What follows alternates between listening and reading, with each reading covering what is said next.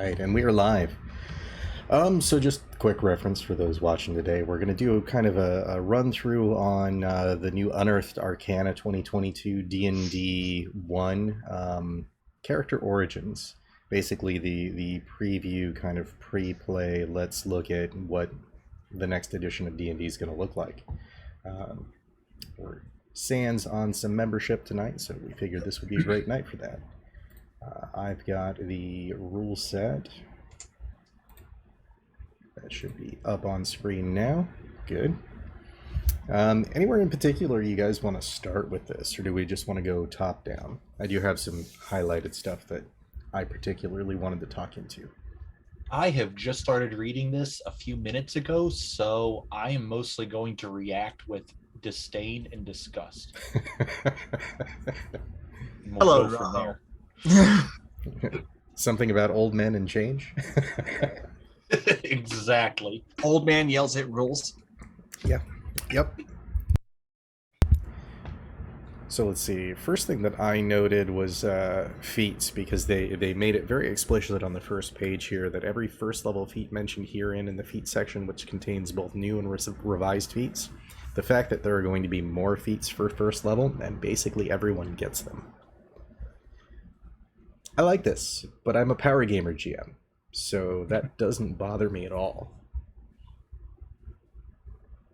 I mean, I feel like giving feats out a little more free, because the problem, it's not really a problem, but with 5e, something I've kind of been a little annoyed with is you hit a certain level and it's like, get a feat or get a stat boost. And a lot of the feats just aren't as valuable as getting your primary stats up to a 16 or an 18. Yeah, they definitely need the feats to do more or be more interesting instead of just hyper situational things. I think they're on the right track with feats. Don't do well for me. I've got 3 of them that I might take at first level right now, and 2 of them are pretty versatile, and 1 is caster specific. Yeah. I do like that some of the feats have they encourage role play. For instance, crafter. Proficiency with any 3 artisans tools of your choice. Whenever you buy a non-magical item, you receive a 20% discount. And when you make something with a set of tools that you're proficient in, it reduces the time to construct it by 20%. I think that's good. Yeah, if you're going to be doing a lot of crafting and stuff. Right, but also alert, for instance. You get to add your proficiency bonus to the roll, so it does scale. There we go. I've got the feats brought up for us as well. Yeah. I do like the change in alert. Like the just flat +5 bonus that it was before is very useful on the player end, but very mitigating for a DM. I will tell you, I was running a little test game where I threw a few experimental rules I thought up for my players, and one of them took alert at first level, had a 21 perception. It is really hard to write good mystery when their passive perception is above a 20. Oh, absolutely. Because you can have everyone else in the party be roll perception, and then just have this one person that's well, what's the point? They're going to see it and tell everyone. Or I have to put it at a 25 or a 30 and hope they roll bad if I want to be sneaky about it. But even then, the odds of them not hitting anyone else hitting it are next to none, so they get to be the only guy that sees anything. Yep. I found out real early how bad that was. Yeah, I also like the fact that you can swap initiatives with someone. Yes. That is super useful. Combat critical. Yeah, if you want someone to go first, or if you want to go first and someone else to go later, you can do that. That's a really cool ability. Yep. The sheer tactical advantages that will give not only players, but NPCs that have that. Now, question about that. I'm curious, that initiative proficiency, because this is where some of the rules in 5e before and probably the new one confuse me. You can add your proficiency bonus to your roll on initiative, Will that stack with, let's say, the War Mage that allows you to add your intelligence modifier to your initiative? Do those things stack? Yeah, I would assume so. They're two different things. Yeah. Okay, that'd be super helpful on some of those classes if they still get them that have like the initiative boosts. Now, that would be super useful on those guys. Now, is initiative considered an ability check or test or whatever by the new rules? So everything is a D20 test. Okay, because that sort of steps on the toes of the bards thing, where you can add half your proficiency modifier to stuff you're not proficient in, and I think that applied to initiative as well. True. But not terrible, especially if you are the bard and you're say a human with 2 starting feats. Taking alert is one of them. Yeah. If only you could heal too. Well, that's why they have a healer feat. Have you seen that? The thing is, No. the thing All Actually, I know is I was actually given makes limited the healer information feat and I've worth been taking. salty about it. Yeah, That's it all does. I know. Like the healer feat before was hot garbage. This is at least worth taking. Also, I do like that that with the three magic categories, if it's a race that starts with a feat or gets access to a feat, you can use that once, with no spell slots. So even non-casters can cast it. But then you can use any spell slot you have to cast it. So if you have, if you say as a racial, if you have Cure Wounds, you can then cast it as, say, Wizard. I think that's interesting. I mean, feasibly, you can do that now. Because they just take slots. That's what I was saying. I totally lost then. Re-explain that, because I So dropped the ball before, somewhere in that if you had a racial access to a feat, or to a spell rather, Right. for instance, how tieflings get darkness. Gotcha. Okay, darkness I don't think is on the. Let's see. Yeah, darkness isn't on the divine spell list. But if you have a tiefling cleric, once they get access to darkness, they can cast it with any spell slot of the appropriate level of their cleric spell slots. Yeah, I thought that's how it always has been. Unless it specifies in the ability that it's cast at a certain level, you can choose the spell slot. That's how I've always interpreted it. Okay. Because there are certain ones like about a game we've been playing for years. There's certain ones like I think it's like Yuan Ti or something. There's some like you cast X spell at Y level, and then you can cast like X spell at That's it. Yes. Z level. So I thought if it wasn't wasn't part of the spells that you would otherwise get, you can only cast it once. Yeah, unless it specifies, I don't think that's the case. At least I've never interpreted it that way. I think that's only that, or if it says something like you can cast once per day this spell. Well, I think then it's limited to you can only do it once per day. Although that does bring up the take a question, spell because slot. there's one, all like the warlock incantations, it says you can cast this spell using a warlock spell slot. So they've written it both ways.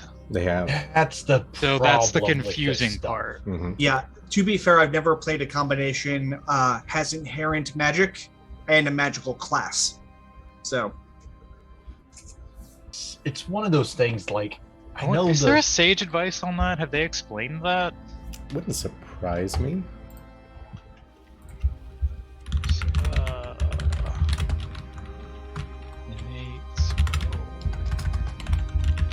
I know with feat spells it works that way.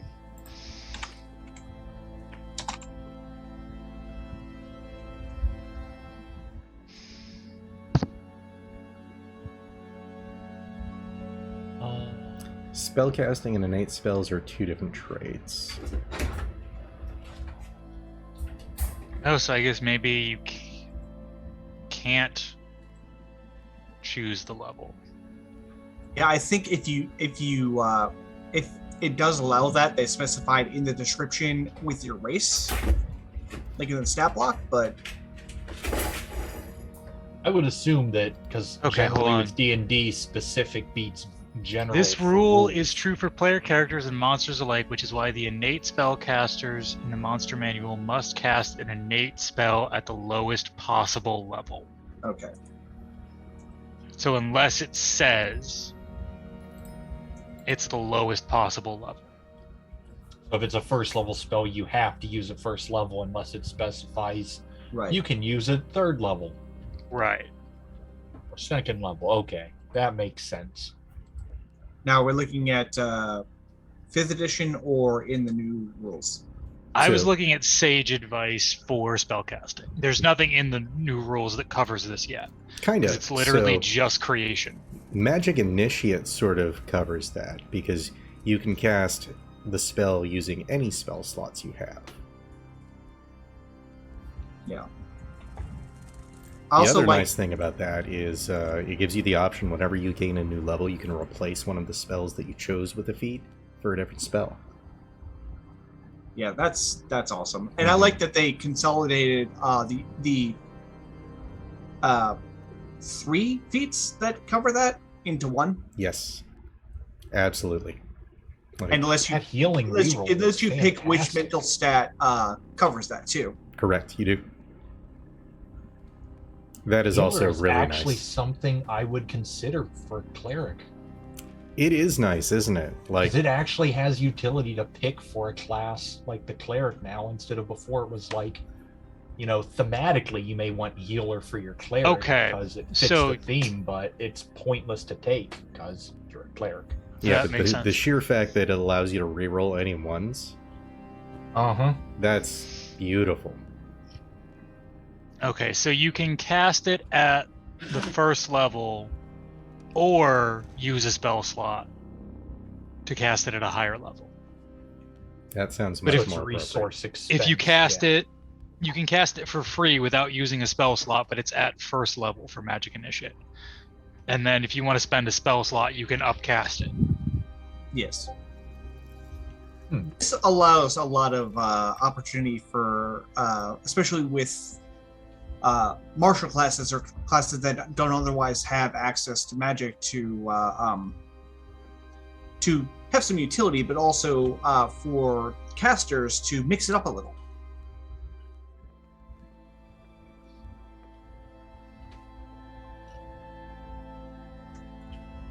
I mean, I'm all for spreading this so that your character can be much more wide and versatile, because one of the problems I kind of have with D&D is in order to make a character that's performing at a decent level, you have to kind of pseudo min-max where you're like, well, I'm making a fighter, so I have to make sure I put everything into abilities to fight, and you sort of lose the ability to be creative unless it's a role play heavy thing. True. Like But you're the really other thing that you wasting see your with this you're sort of really thing is the wasting your converse of that, potential. where basically anything you choose you can min-max your way with. So it's nice that you can get crafty with it, but it's definitely going to lean towards the min-maxing. Because it doesn't matter what background I pick, I'm going to have the bump in 2 that I want, and the bump in the other one that I want.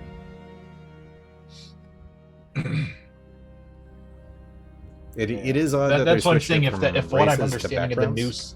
if what I'm understanding of the new system is correct, I kind of like that it's a little more free form. Oh, it very not much so is. rigid. That I'll definitely give. Because I was kind of annoyed with how rigid stuff was, like the backgrounds, especially where it's like, if you want to make like a cleric, Acolyte becomes like the best starting pick because it gives you a lot of stuff you would normally have to take with your choose a skill as a cleric and all this. It gives you stuff that you were going to take anyways for free. Mm-hmm. So you kind of want to take Acolyte, but it's like, yeah, I could take Urchin or something, and that gives me stuff that's useful, but I'm just going to be a moderate At cleric. this point, you have the capability to create, like, flat out whatever background you want using all of the stats that you want. Yes, but and you did before though, so like that's not really that different. No, but it didn't have the ability. The ability bonuses to it. Yeah. Yeah, but they changed that so you could do whatever you wanted with Tasha's. Also true. So like, really, this is already in place. They're just putting it all in one source. Yeah. Which Tavern is nice. Brawler was improved as well. Yes. What was it? Sorry? Tavern Brawler.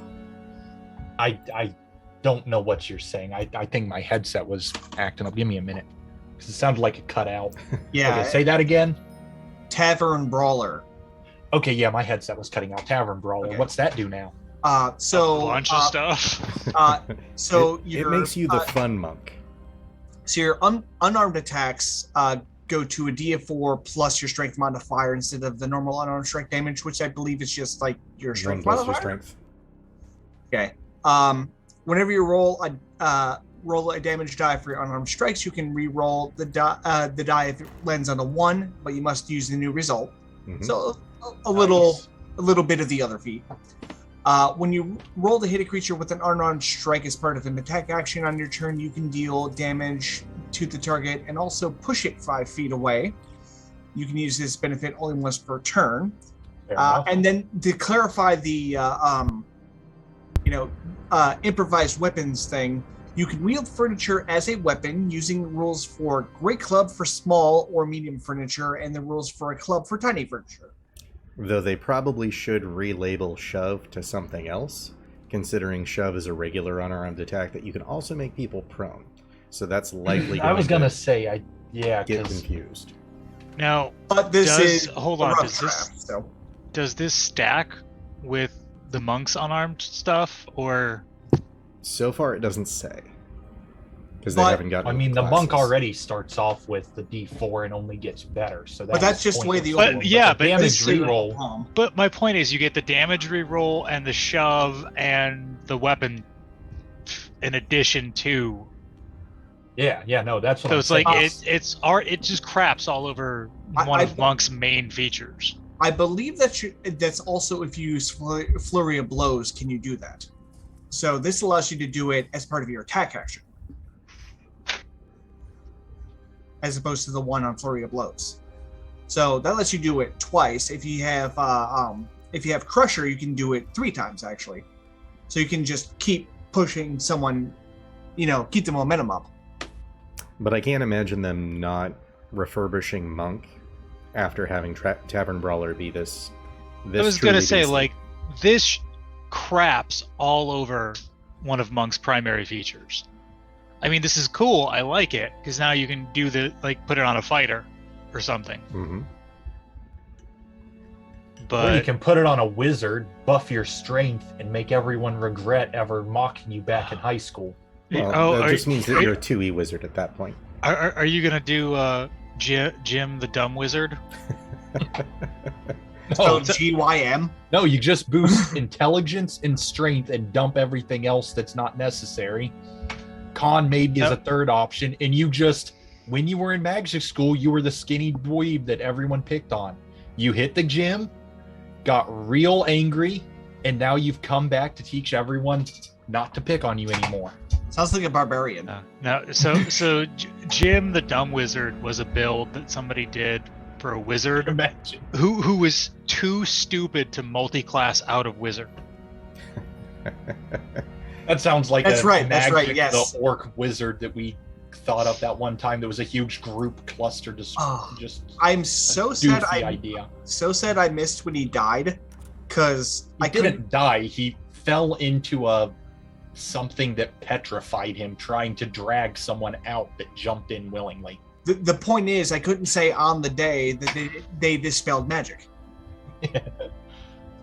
That was the dumbest concept for a character I've ever seen done. I personally enjoyed when he wanted to dispel the magic on the actual adamantine chains, rolled a nat 20 on a strength check and did in fact break them. And then we started coming up with stuff like, quick, close your eyes. And then we moved slightly to one side, all of us, And then when he opened his eyes, like, you blinked! To convince him that he actually had magic. I've probably explained this character before because I loved how much work I put into my part of him. Oh, yes. The idea of an orc that got a scholarship to a magic academy because they kept losing at football. So they brought in an orc to play football, and they just, after like 12 years on the team, they just gave him a diploma as a wizard. So he was like by the time he ended like a 4th level barbarian, but he believed he was a wizard.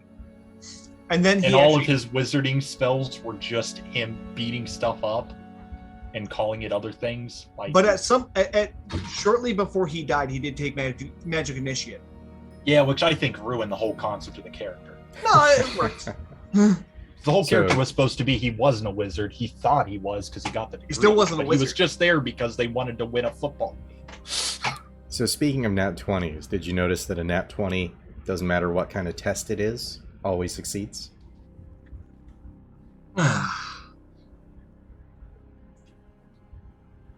Same for a nat 1 always failing, though. That means 5% of the time, something cool or bad is going to happen. And suddenly, everyone is halflings. So I'm kind of okay with that as a change. Because something that really annoyed me was I'd be told, make a dexterity check or make a dexterity save. And I would always have to take like 3 seconds to remember which one is which. Mm-hmm. Where I'm supposed to look for the stats. So I kind of like that now it's just make a d20 test and add to it. Well, there's still different types of tests. So it's still an attack test versus a save test versus a ability test, but they're tests. So what's the point in changing it then if you're not going to change the way it works? Predominantly because they're making it so that a 20 always succeeds, a 1 always fails, and on a 20 you also gain inspiration. It's important to note that rolling a 20 doesn't bypass limitations on the test, such as range and line of sight. Right. So 20 bypasses only the penalties to the roll. Right. So you still don't get the option of, I'm Joe Normal Dude, I'm going to jump to the moon, look, I rolled a 20, it works. Like, yeah, no. Like, sure, it was an impressive jump, but no. Yep. I've always loved the people that think a natural 20 on a skill test is like, oh, it automatically succeeds. It's like the best. Oh, thank you. Oh, it was refried beans. Awesome. I ordered Mexican food. But the one that I always use an example of that to people is, okay, you could walk into the king's court, roll a natural 20 and say, you're going to give me your throne. And that natural 20 means that he thinks you're making a joke and asks you to leave instead of having you arrested and executed on sight. Yep, you've just become the new court jester. That's what that natural 20 got you. Anything under that 20, you were going to jail. I seduced the chieftain. Natural 20, okay. They're not going to kill you, but you do need to leave. Because I always hated that thought process people had of like, oh, a 20 is always success. I'm like, not really. If it's that dumb, like, remember, you're playing supposed to be fantasy real life. Right. Well, like, would you as a real person fall for that story no matter how nice the person sounded? Well, see, part of the problem is people actually do this completely wrong. You're supposed to say, I do this, and then if it requires a check, the DM says, okay, roll whatever. You're not supposed to go, hey, can I roll persuasion? Like, you don't just get to, like, decide the roll. Correct. Mm-hmm. So, like, people think they can just say, oh, well, I want to roll such and such a skill. Oh, I got a 20, I succeed. Like, no, that's not how it works. But that's DM to player education. I mean, even we know that role and we still do the same thing. Like, that's true. Yeah. But for the most part, you guys are generally doing something that would be appropriate for that role. And Kidra will correct this if the nature of the check is another skill. Mm-hmm. Yeah, because I have argued so many times for the one that'll work for me. I'm trying to be persuasive, but you're lying. No. Reverse deceptive. He was trying to do reverse deception. Oh, goodness. So speaking of inspiration, kind of going back to what we were talking about just before the stream started. So they're still doing the you have to roll or choose that you're using your inspiration before rolling the die. And WotC just needs to stop that. Nobody plays it that way. Nobody's going to play it that way. It's never going to be that way. Quit. Just quit. We're going to roll the inspiration afterwards like we've always done. Just like Lucky. Stop trying to make fetch happen. It's never going to happen. It's funny that didn't make fetch happen, but it made don't make fetch is not going to happen. But they did add some interesting things with inspiration. So like what I was saying before, where anytime you roll a 20, you gain an inspiration. Though you can only have one inspiration at a time, you're able to, if you get a secondary inspiration, give it to someone who doesn't have it in the party. You also lose all inspiration that you've gained upon a long rest. Meaning, whatever your first battle of the day is, you're going in with that inspiration. I see a lot of elves and barbarians being made. Mm-hmm. So, let me make sure I understood barbarians. that. So you can't have more than one inspiration on you, but you can give your bonus inspirations away? Correct. So I understand that correctly? If you have an inspiration, being the only one that you can have, and you roll a 20, and say Ark doesn't have inspiration, you've gained an inspiration, you can give that over to Ark, so he and you both now have inspiration. Which is funny, because I think the majority of my inspirations have been given away. Yep. Now the interesting thing is they specify player character, so you can't give it to anybody. True. So like you couldn't give it to Kibble or any NPC in the party. Mm-hmm. So how That's we have dumb. Yeah. Kibble's not an NPC. He's a DMPC. They're special. Nope, he's an NPC. You control him. He just... He's just an NPC with a character sheet. Oh, wait, no, he's not a DMPC anymore because I do 90% of his work. That's right. Yeah. So he's a player character. Just RDM controls. No, that's not how that works. Kibble was the player character now because a player has been playing him for like 3 years. Kibble dies next session. Noted. He gets Jaegered is what happens. Basically. Yeah. Oh. See, personally, what I'd like to He's see an out of NPC. inspiration Feel free to take him back anytime. is more less of a you get an extra roll and more of a something interesting happens. Like you automatically succeed the role that you're trying for, or maybe you spend the inspiration point for a new adversary to the other guys coming in to join you for the fight. Something more interesting than I just get to roll again. Yeah, I think that I see what they're going for. It'll kind of force you to creatively have an explanation for how they succeeded. Mm-hmm. Like you're not going to jump across a canyon that is farther across than your jump distance, but you could have it to where you make it unharmed. Yep. The other thing this does is it takes it off the DM of players roleplayed cool, give out an inspiration. There is none of that anymore. You start out with none, you gain it when you roll a 20.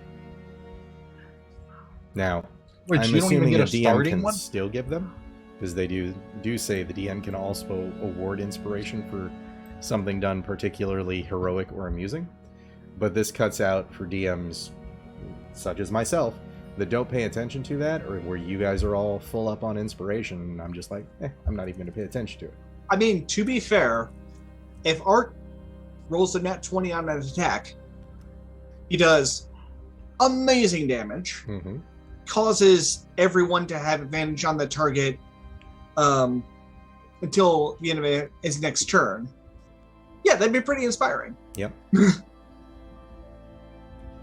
We get the 20 adding the inspiration makes sense because it's like, oh yeah, it's an epic thing, and I get what they're doing because I've always liked it in other systems I've played, like more storyteller based systems where if you roll perfect, it's most of them involve number of successes. Like World of Darkness is my favorite system outside of D&D, so I usually use it for reference. But it's like, oh yeah, if you're 3 over the number of successes you need, that's a great success. You get a bonus added to your success of like, not only did you manage to unlock the door, but you managed to unlock the door and disarm the trap you didn't know about. Mm-hmm. Yeah, it's because you failed to see the trap, but you managed to disable it while you were doing the door. Yeah, doing fantasy like Star Wars really opened my eyes to a couple of possibilities for that too, because you can succeed with having disadvantages. Like, you successfully hacked the system, but you did also trip the alarm. You know, that kind of thing. Yeah. Or you can fail but have successes. Like, your next attempt will have a few more dice in your favor because you didn't hack it, but you kind of got a sense for like how the source code works. You know. So I did also notice that when it came to resting, they do allow for rest to be interrupted, like a long rest. But if you've still rested for at least an hour, you get your short rest instead of it just be completely wasted. And it's good to have that official, even though that's all how we played it. Yep. Like, you know, they are showing that they're listening to their players and some of the things that we're wanting. Seriously, though, stop. And then they're just doing whatever the crackhead in the other side of the building wants. I will say, I don't like how the races that were inherently proficient with certain weapons are no longer proficient with those weapons. Yeah.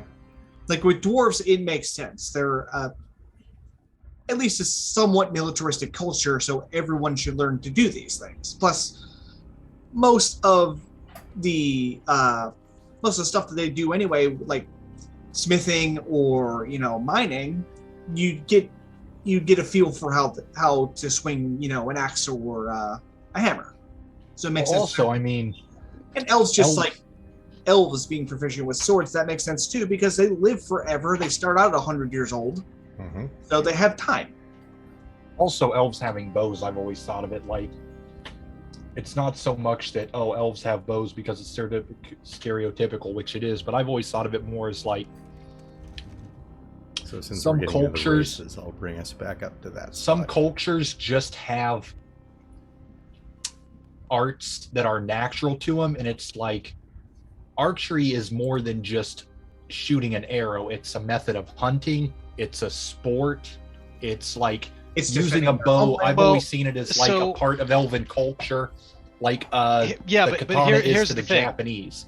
It's part of their culture. To that point, race is not culture. So well, they treat it kind of like it is, because I mean they've got very specific viewpoints. But what I'm saying is there should be two separate components to that. There should be your physical heritage. Okay, I am Scotch Irish or whatever, versus I grew up in Ohio. Ohio is not a race, but it's like a cult. That's a culture. I think that's why they're moving the plus bonuses from racial to background, because that makes more sense with that. Right, but then to Ark's thing about dwarves and the mining and the axes and stuff, that should be part of the background, not part of the dwarf. Agreed. No, that's fair. Because that makes sense, because I've always seen them as interchangeable because of that. But if you're a dwarf that grew up in, I don't know, say a city, you're not a human city. You're not going to necessarily have the same background as a dwarf that grew up in a dwarven city as a miner. It's two entirely separate things. Very good point. So they're basically getting up. Either way, now catching up with the concept of hey, because again, all of this stuff has started by what's his name, Lord of the Rings guy, Tolkien. For a long time, D&D has pretty much just been whatever he said, we rework. So now that we have enough worlds and genres and planes that have been developed, There's so many more facets that can be brought down. It's more likely to see a dwarf not born in the dwarven cities now than it was when D&D was still new. It was like a thing of like, you don't see dwarves in the Tolkienverse born outside of dwarven cities. Mm-hmm. Right. To be fair, you don't see them born. So I think that's a good idea. I think I agree with that. Yeah, you're right. That's different from culture. It's like city dwarf wouldn't know crap about mining. There's things that are distinctly like, okay, you're extra tough because you're a dwarf. Like that's a physical trait of being a dwarf. That should be the same regardless. Mm-hmm. So, to make up for this, apparently they're tough by Fong now, a couple times a day. Yeah, if they're changing to that, I'm totally in favor of that, and I'm kind of annoyed at how much of this I like. Although the fact that it lasts 10 minutes is pretty good. So, speaking of things that only last for a bit, the Ardling Angelic Don't talk about Flight. my sex life. Yes, the Ardling, making Egyptian gods a playable race. Yeah, and or other celestials. You sure that isn't just there to appease the furries? No, so it's the opposite of tiefling functionally. They're the higher planes as opposed to the abyssal planes. We already had that. Weren't they Asimar? They're called Asmars. Basically.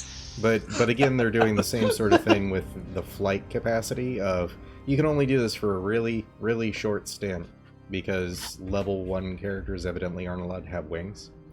And yeah, that's been a rule since the beginning, which is why Eric Cocker was one of those things that, like, why did they take it out of Unearthed Arcana? Yep. If they're not going to let you do it. Exactly. Which is silly. Like, there's nothing wrong with the player characters having wings. That then just falls on the DM to make the combat more interesting. If you've got someone with wings, you need some ranged combatants that can shoot them out of the sky. It's not really hard to deal with. Or if you want to really reward the player for if they are really good with using their wings, you get some other things to fly, and now this player gets to have a huge dogfight. Yep, exactly. They get their own little dogfight in the sky while everyone else handles the problem on the ground. Or which would be put him in a catacomb. Yep. Problem solved. But this kind of oddity of you're able to sprout these spectral wings and fly up to a number of feet equal to your speed. But if you're in the air at the end of the movement, you fall if nothing is holding you aloft. Is silly. Like, you should either have wings or not have wings. It should be a choosable trait. So what if I get it that how do you fall? Because you don't have any... You just fall and take fall damage, or do you glide down? Yeah, you just fall. Your wings are gone. Poof. Because they're not physical wings, they are spectral wings. It's like you briefly tap into your celestial background and manifest these wings, but they go away in like 6 seconds. Like that's better for something like a spell to do that, whereas they just a celestial creature the whole or like a Egyptian winged pantheon tiefling should actually have the wings. Yes. If they were going to do that, they really should have made it like at level 3, you gain whatever. Yep. I think Asimar's got it right, although I think it should scale as you level up. Mm-hmm. Or at least get more uses out of it. Yeah. So this is really just a movement feature, not flight. Basically. It's like spider climb, but you don't have to have a wall next to you. Exactly.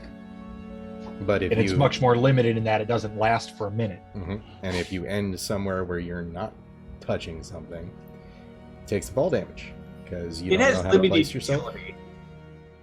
It's interesting, but silly.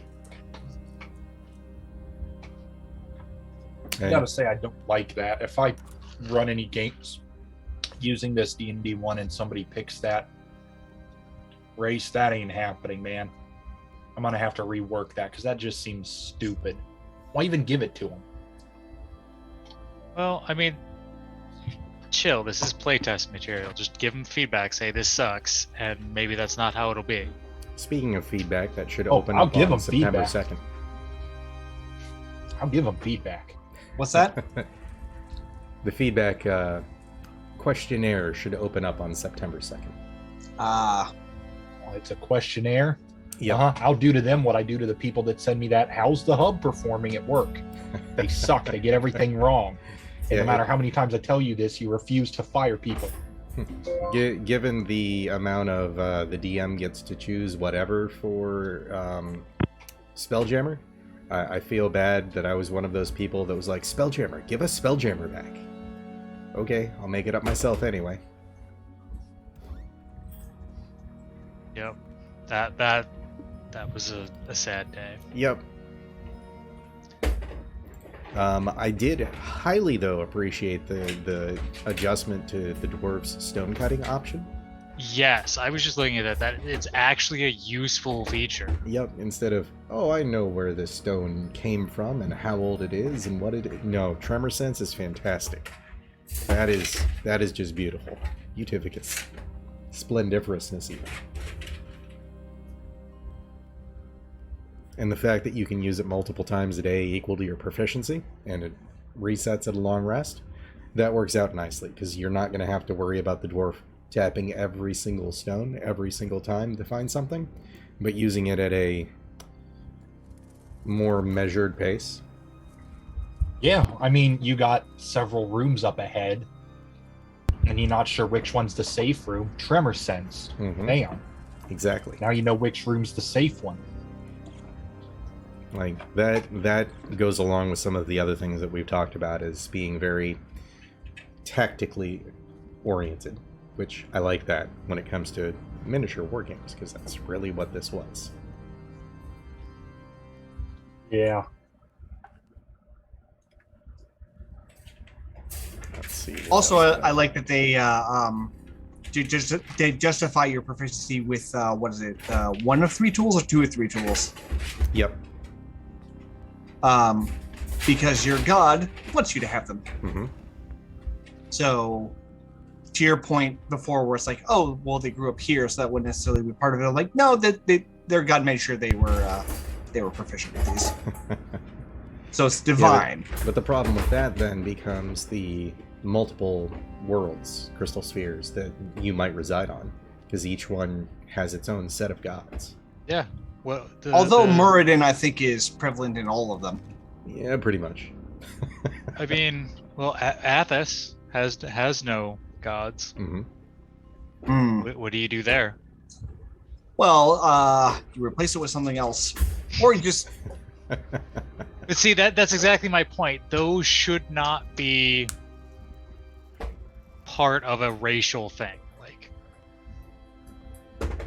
would be nice if they added in, like, you pick your god as well, being that's what I was about to say. Was why can't they make that something where, because right now gods don't serve any purpose. Like you pick a deity to worship and you get a feature based on that. Mm-hmm. Yeah, that would be awesome to add, because right now that makes way more sense. Yeah, feasibly, like, that if you're should not just a be cleric, an additional portion to your background. Yeah, if you're not a and then cleric, you could have like a similar feature for things like Dark Sun that doesn't have gods. You can have a similar. And then give an option for, like, convictions, give you like it's just that, like, convictions or something, or whatever. Because the sheer fact is, everybody knows that there are gods. Most people know that if they aren't worshipping a god, that they're going to end up in the Wailing Wall, at least in Forgotten Realms. So having atheism in the realms is just kind of a non sequitur. You know, there's something about being able to physically be attacked by a god that makes them a lot more believable. It's a lot harder to be an atheist when Umberly is out there choking people with water. I mean, granted, if you're physically attacking a god, you're attacking their avatar. Speaking of, that's the other, like I was saying though, like, unless you're a cleric, God really doesn't come in with your character creation anytime. Mm-hmm. I can't think of one time I've chosen a god for a non-cleric character. And usually if I do end up worshiping a god, it's the same way it's gotta be for Drawho. I got into some shit where a god offered me a sweet deal, and I'm like, yeah, I'll praise you for that. You know, +3 sword of giant slaying or whatever. See, with Arc, God's got to bribe me to worship him when I play non-clerics. I mean, with Arc, they're aware of the gods. They acknowledge they exist. But they also find that gods tend to complicate things. So it's more if they're worshiping the land. Now, they may be indirectly worshiping Sylvanas. Yep. But Sylvanas doesn't really care. So, he lets them continue as is, but respects the devotion to the natural. Yep, which that in and of itself is a aspect of worship, and since you're doing it that way, you'd end up in his realm rather than in the Wailing Wall. Right. Or possibly because he's, a warrior, depending on the manner of his death, he might end up in Isgard. Mm-hmm. I like that idea though, Ivar, because it would make gods more interesting to players to choose if you could pick a god and get a perk from them. More characters would be coming in with gods they worship, and more DMs could work that into storytelling. Yeah, they did this with Critical Role. So obviously, Pike Trickfoot is worship Sarenrae. But toward the end, they needed some boons because they were fighting Vecna. So even though they didn't actively worship these gods, they all possessed a quality that falls under a god's sphere of influence. Mm-hmm. And so the gods themselves chose who among them, as long as they sought them out, who they would give a boon to. Yep, and having that interconnectivity to kind of that living, breathing world is truly paramount for crafting those forms of stories. Yeah. True. Very true. So speaking of gods, halflings. I very much appreciate their lucky trait. Hasn't changed really all that much. Just the sheer fact that when you roll 1 on the D20 test, you automatically reroll the die, and there's no charges. That's the big change. It's not X amount times per rest, whatever. There's no charges. Halflings are going to be prolific. Oh boy. Imagine them and humans are going to be the most popular. Oh yes. It would. While that makes me think to play halfling, that double feat capability with being a human, that's where I'm always gonna be double at. feat and Inspiration. Whenever automatic inspiration. Yeah, beautiful. Well, isn't it halflings who have double feet? Okay, thank you. I got it. I feel seen. I don't support puns. I've told you this. Well, And yet just gotta you get more came up 2x4s. with the most brilliant one. I know, and I hate myself for it, but and he didn't even try. That's nothing hurts me more than when I get and laugh at a pun. Nothing hurts me more, and I do this mostly because my wife is the queen of puns, and she'll get. Is me that every why now you and then. refuse to be seen on screen so no one can tell if you laughed at a pun or not? Oh no, I won't laugh. You You know I hesitated. won't laugh. The screen thing is because I'm too lazy and incompetent to get a camera. Oh, so I just need to send you one. It would be used if you did. Okay. And remember how long it took me to get this new microphone? And the only reason I did that was because my wife happened to be on Amazon when I thought about it. Well, I'm sure that if we send you one and we just harass you on a weekly basis for about 3.5 hours each time, might work. I will say I do see a trend here, and they're probably going to rework some of the classes to do this. But there's a lot of abilities, spells, what have you, that are usable a number of times equal to your proficiency bonus. So I see Arcane Archer, for instance, getting their shots woodwork to be equal to your proficiency bonus. Mm-hmm. And having them scale with your level would be nice too. So I know I saw something like that. It was the Dragonborn Fire Breath that I was thinking that they should do something like that, but it's just plus your character level in damage. Really, that should go like cantrips, where it's X amount of dice based on your level. Right. And they also, even though they they just had an optional rule where it's it can be replaced. It can replace one of your attacks if you have multi attack. They're making it take up a whole action. Mm-hmm. So that's disappointing. And because the sheer cinematic of being a high level fighter, attack, breathe, is just beautiful to think about. Yeah, I think if they still allowed it to be part of the attack action, but limited to once per turn, eventually you're gonna run out of low level mobs that group up. Yep. Also, and then your burst arrow becomes useless after 3 encounters. They also got rid of the line option, so it's all a cone now. That's somewhat disappointing. Why would you get rid of the line? They specifically have cone and line dragon breaths to give some. Maybe they're getting rid of that. That'll be dumb, man. That's maybe the they're difference just all between going to cones. A red dragon and a bronze dragon is the shape of the fire. I still say that they should have a feat that allows anyone with who has channel divinity to be able to turn a Dragonborn's breath weapon into radiant or necrotic damage. And yeah, because it would make sense that they would learn a way to do that. You wouldn't even need to take up necessarily one of your uses of channel divinity. It's just like by virtue of having this, you could take a feat that allows you to do that. Mm-hmm. That leads more to feats my would be nice.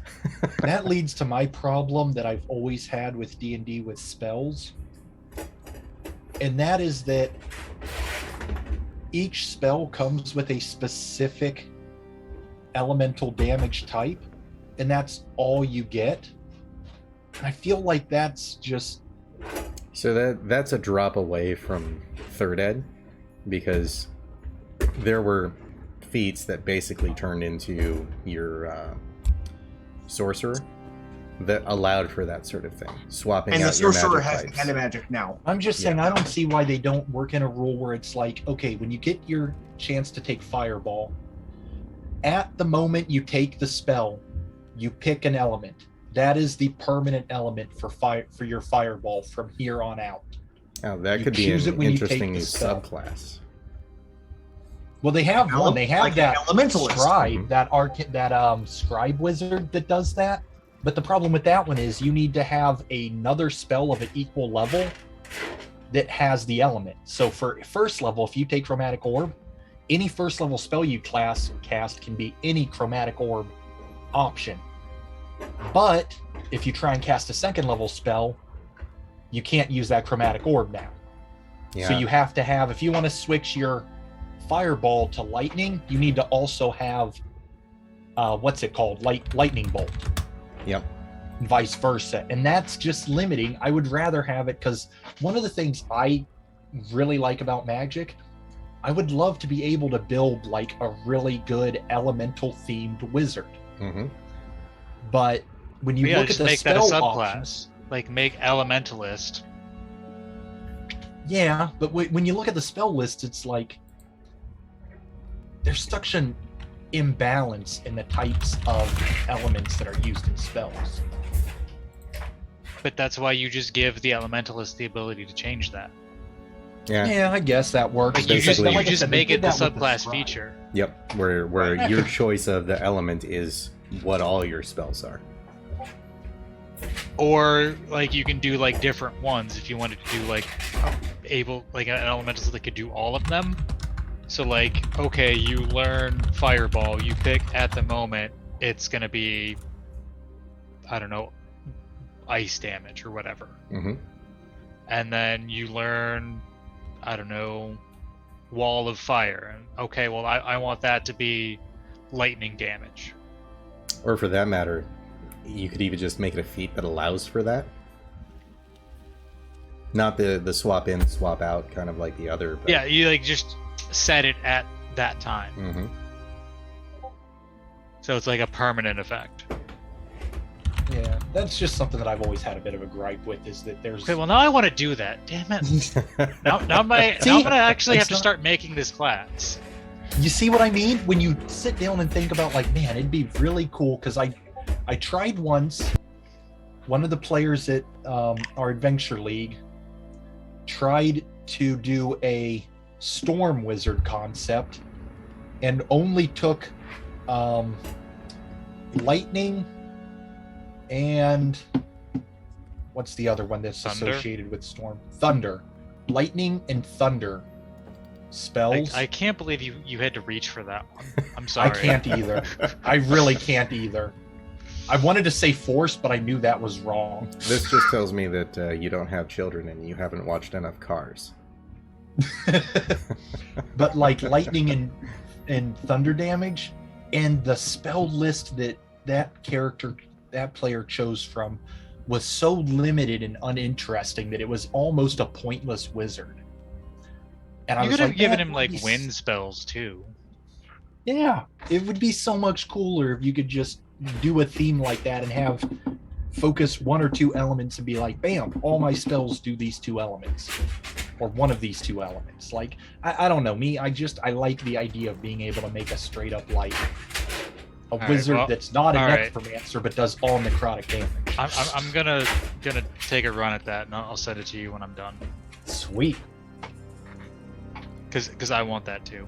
Maybe we can do a one shot where we play test it against, stuff. Mm-hmm. So since we're talking about feats, two other good ones that I was noticing: Musician and Savage Attacker. Where Musician, basically, after a short or long rest, gives the players inspiration. So it's a good way to just start everyone off with inspiration. Yep. And Savage Attacker, oh my goodness. Whenever you take an attack action and hit a target with a weapon as part of that action, you can reroll the weapon's damage twice and use either roll against the target. You can use this benefit once per turn. Nice. You can... so it's the same as Savage Attacker in... I thought. So when an attack action hits, the target can roll the damage twice. Instead of re-rolling the damage. Yep. So, yeah, I guess that is a little bit better. Rolling, you have advantage. So if you used a greatsword, instead of rolling 2d6, you'd roll 4d6 and take the two highest? No, you'd roll it twice, so you'd have two sets of d6, both rolled, and pick Okay, that makes more sense. I was misunderstanding. I'm like, because that's ridiculous then. Oh, that'd be I can roll better. 4d4 and take the two highest. Especially to say that for a critical. Yeah. Now, it might get a little tricky once you're doing like 2d6 weapons, because it's like, okay, we'll roll one, either roll them differently, but like just declare the total before you re-roll, or roll two sets with different colors. It'll be interesting to see how they'd implement that when they start doing D&D Beyond as like Fantasy Grounds or Roll20. Just on the technical side of things.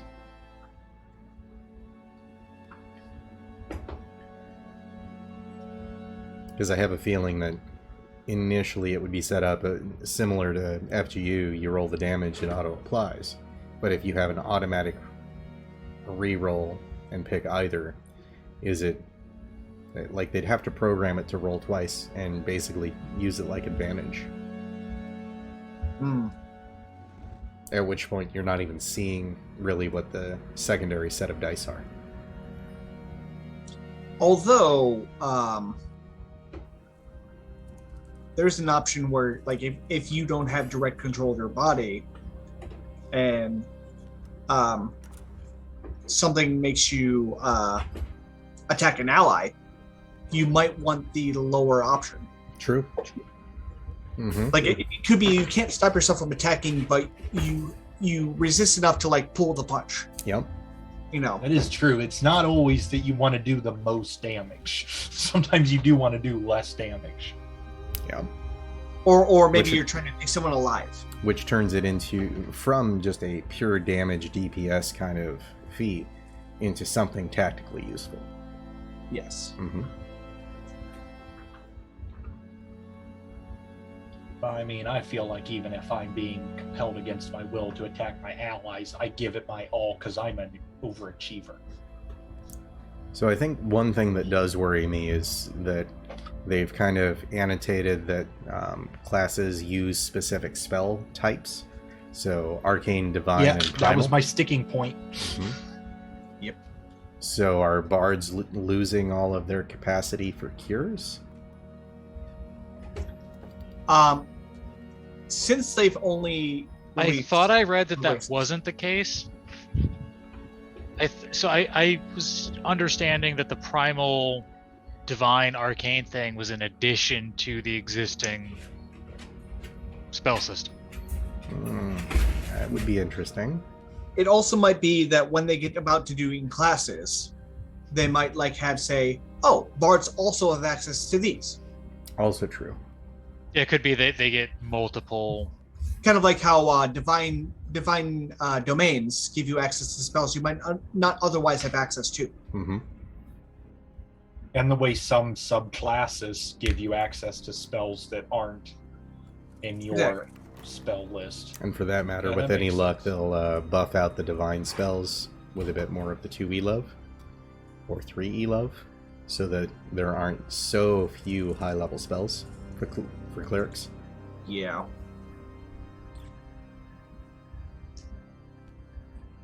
Yeah, I guess that works. I just kind of... If they're doing it where it's like, oh yeah, bards have access to arcane and holy spells or something, I can see that being oh, that's actually better because now you have a wider spell selection to choose from instead of...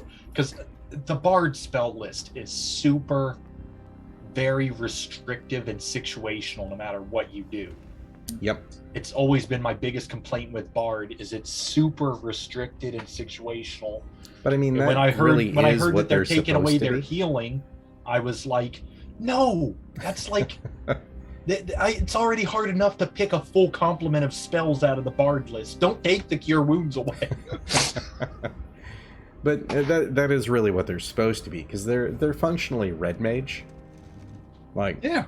Minimal use out of any particular type, good all around, but not super good at anything.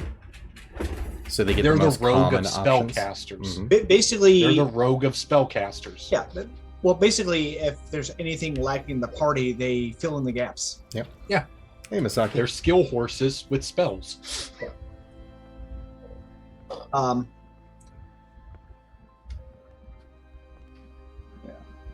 But I like that it too is Magic Initiate is all encompassing, which means you can take them from any list.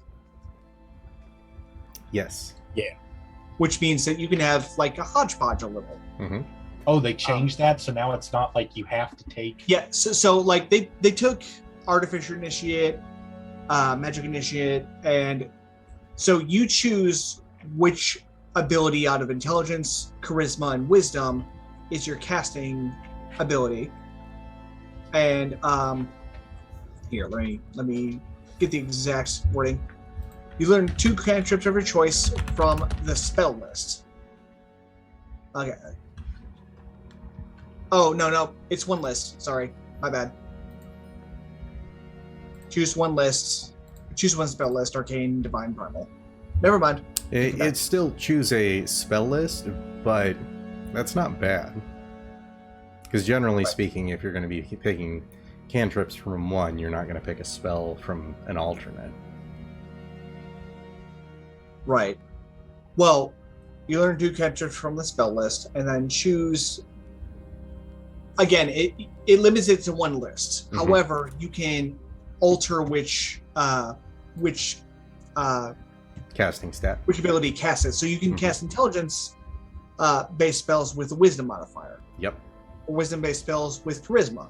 So that's what they changed, is you don't have to use... Because before it was if you take a Wizard spell, then you have to use your Intelligence. Mm-hmm.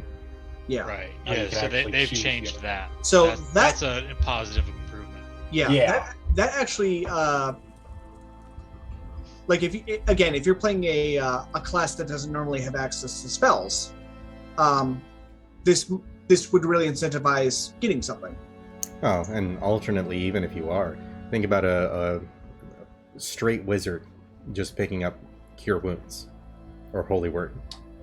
Yeah, that's what I was thinking. I was also thinking, imagine the concept of like you're a frontline fighter and you just take shield. Mm-hmm. And you can use, because you're a fighter, you boosted your wisdom because it's good for your perception and stuff. Now you can take shield, shield doesn't affect stats, I know, but I'm saying like you can take something and use wisdom instead of having to boost intelligence as a fighter that you might not have boosted intelligence on. Hey, and just think, it still gives you the option to take the best spell in the game, True Strike. Right. It's still in the spell list. I don't know why. It is so situationally not useful. Consider this though, a rogue. What if they redo it? Ranger spells. If they redid True Strike to where it was an active sits on you for some time instead of just your next attack, that would be decent. Because you could have that up, say if it lasted for an hour. If you cast that as a cantrip, it lasts for an hour, you could be walking around town and somebody goes to attack you and you get that first shot at advantage back at them. That would be great. But I have to cast it this round and use it next round, I might as well have attacked twice because that's more potential damage. Also, there's so many ways to get advantage in 5th edition. Like, as for the way it is, the only time that True Strike could potentially be useful is if you're prepping for an ambush, but at that point you should have advantage because you're in an ambush situation. Right. Like if you suspect someone might have really good perception and you really want to lock it in, sure. But even then, you're probably hidden, so you have advantage. Right.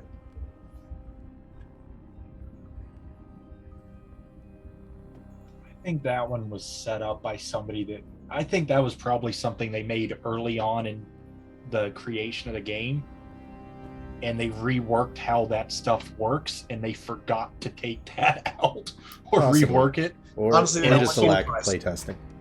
And it's sort of become a point where it's like, well, nobody takes it anyway, so why fix it? Just leave it. Because it's words in the book that don't need to be there. I mean, I just feel like it's one of those things that they're like, look, nobody's using it anyways. Why should we bother removing it?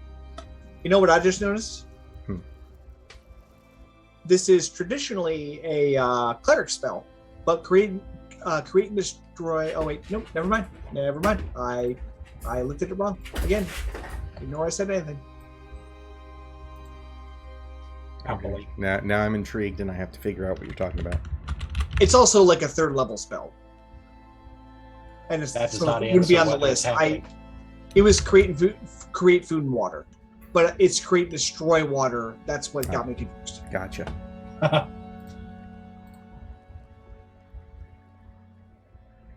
So they did something cool with backgrounds that I really like. They separated gladiator from entertainer. Yes. Did they separate knight from noble? They have noble. I don't know if they have knight or not. I'm just curious because knight was an option where it's like, oh yeah, it's pretty much noble, except you get like 2 lackeys. If they're alphabetized properly, no, they did not. Yeah, I don't see knight. Yeah, just noble. Yeah, that's fine. I was just curious if they did. But that doesn't mean that they wouldn't split it out in. The fact that you can just outright create whatever you're wanting. Right. That's true. I do like. But I do like that they separated it out because that just made no sense to me. Like, why would? Yeah. That be paired together. Mm-hmm. Yeah, I do like too that like dwarves, we keep bringing them up. They still have the poison resistance because that would be a genetic quality that just passes on. Yep. Right. But they make your ability score increases tied to your background. Mm-hmm. So yes, of course you're going to be a little better resisting poison, even if your constitution is low, because that's just like, okay, you may have an advantage on the roll, but you still suck at them. So you just have a better chance to resist poison in particular. That's more realistic to me. And for the fact that they obviously ate hit points the frog. Say what? They obviously ate hit points the frog. Yes. Did you play much 3? I did. So the That's actually how I was introduced to playing. Ah, fantastic. Yeah. The wizard familiar, the frog, giving you extra hit points. Oh, yes. Yep. With dwarven toughness, you just get those anyway. Yeah, so again, you're a little more hardy for whatever constitution level is. But, because also hit points aren't like actual physical, your body. Mm-hmm. So just, yeah, for whatever you have, you're a little hardier than the average being. And so I like that. I think as I was looking through this, not everything other than human has dark vision, which is also nice to see. I was gonna say, but you can't. I was actually thinking that, like, how many races get dark vision this time?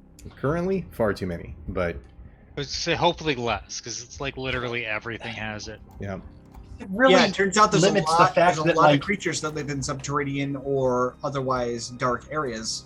So humans but it don't, also makes the whole Ardlings purpose of don't. having torches useless when almost everybody in the party doesn't need them. Looks like Dragonborn halflings do. don't either. Dwarves Yeah. do. Elves obviously should. Gnomes do, that's appropriate. Halflings do Welcome, not, so there's Misaki. 3. Orcs do. Which that Which they seems... should. Now remember Yeah. too, these are full orcs, not I mean- half orcs, because half doesn't really affect your Right. thing anymore. So Oh, I like you the- can do half anything now, though. Yep. Yeah, Yeah, like- you can do. I was- Yeah, You choose one of them, and those are your stats, Mhm. and you average out the lifespan.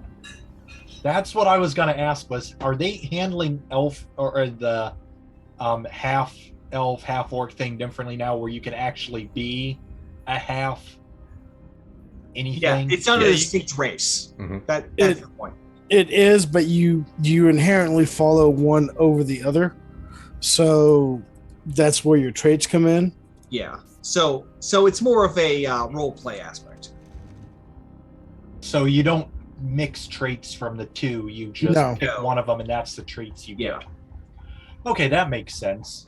Yeah. It'd be nice if you could do 'Cause maybe a mix and match. Yeah, I see the possibility for I see potential for very broken builds that way. Oh, I that'd mean, be fantastic. At that point, you're looking at like the bloodline type creation rules that they put out with the second Ravenloft book on creating characters and whatnot, where you literally are building the race from scratch. hmm Now, it wouldn't surprise me if they come into that sort of thing later down the road, or automatically create some of the half options. Templates, hmm as you would say. Yep. Because the moment that they add those, that's yet another. You can pick from that or mix and match as you please. Right. Like they could do for like each like the specials, you get a limited number of specials that you can have hmm between the two. Stats. That they've kind of hatched that out over the last couple of books they put out hmm about creating and then choosing stats like a +2, 2 +1s, or a +2 and a +1, depending on how powerful the race is. Yep. Um, Now that they've swapped that over to backgrounds, they might as well do that sort of thing with the racial specials.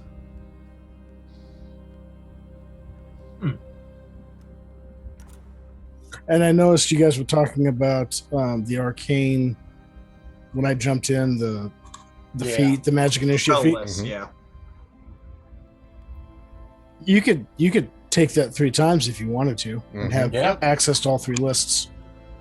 and use them all off of one stat. Yep. I mean, that would certainly make the wizard that wants to know a little bit of everything happy. Well, Yeah, I mean, I was doing an Arcana cleric build that was trying to do that. Mm-hmm. I mean, wouldn't you? I gotta look again, but because the sage that'd be right in the wheelhouse for the sage. Mm-hmm.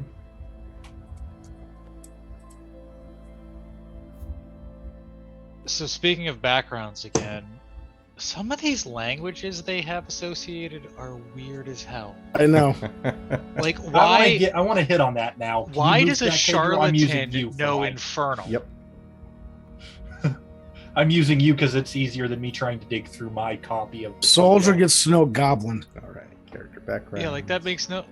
Artisan is gnomish. Like, okay, why? I can get that because gnomes Tinkering. are supposed to be inventors. But what about a mason or a blacksmith? Those are artisans. Why couldn't it be dwarvish?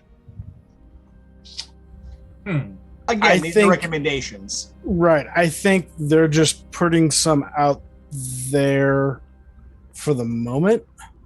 I think you can fine tune that. Yeah, because you can create your own background with whatever sets of things you want. Yeah. So you could be an artisan that has dwarvish.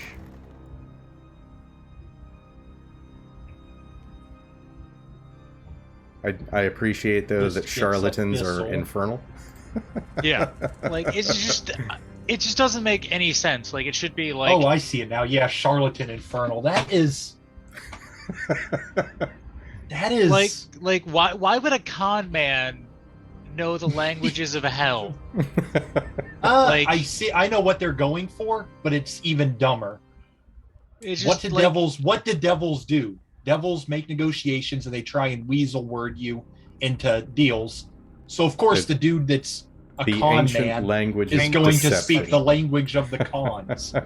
Like, why would you not speak the language of the ancient con men? of reverse persuasion? Well, did you see that for guide, the language they gave was giant? yeah, like Like, what? I see exactly where the infernal's coming from. Oh yeah, devils are con men. Okay, Basically. wait.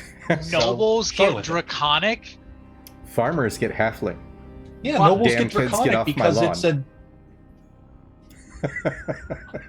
I can see why nobles would get draconic because it's a. In this, it's supposed to be like like I said earlier, it's like Latin. Mhm. It's like the magic language, the old magic language. So I can see nobles would be classically Oh. trained in something Oh, like that. Wizards of the Coast, that is racist. They gave laborer dwarvish. They gave gladiator. What is orcish. this anti-dwarf BS? The masons who taught you were taught by even older masons who were taught by dwarf artisans of old. I do feel Gladiator they're gets orc. Yep. Pilgrim gets halfling. Sailor Okay. gets primordial? you What? might encounter elementals. You got to be able to talk to your wife, the sea. Draho, take note. I was waiting for the Umberly comment about that. Oh god. So what if Soldiers get goblin. they have to know what the enemy Yeah. say? Look at urchin. Yep. Sign language. Common sign language. That's appropriate so that they can appropriately tell you off with their hands. So also they can signal Yeah. each other.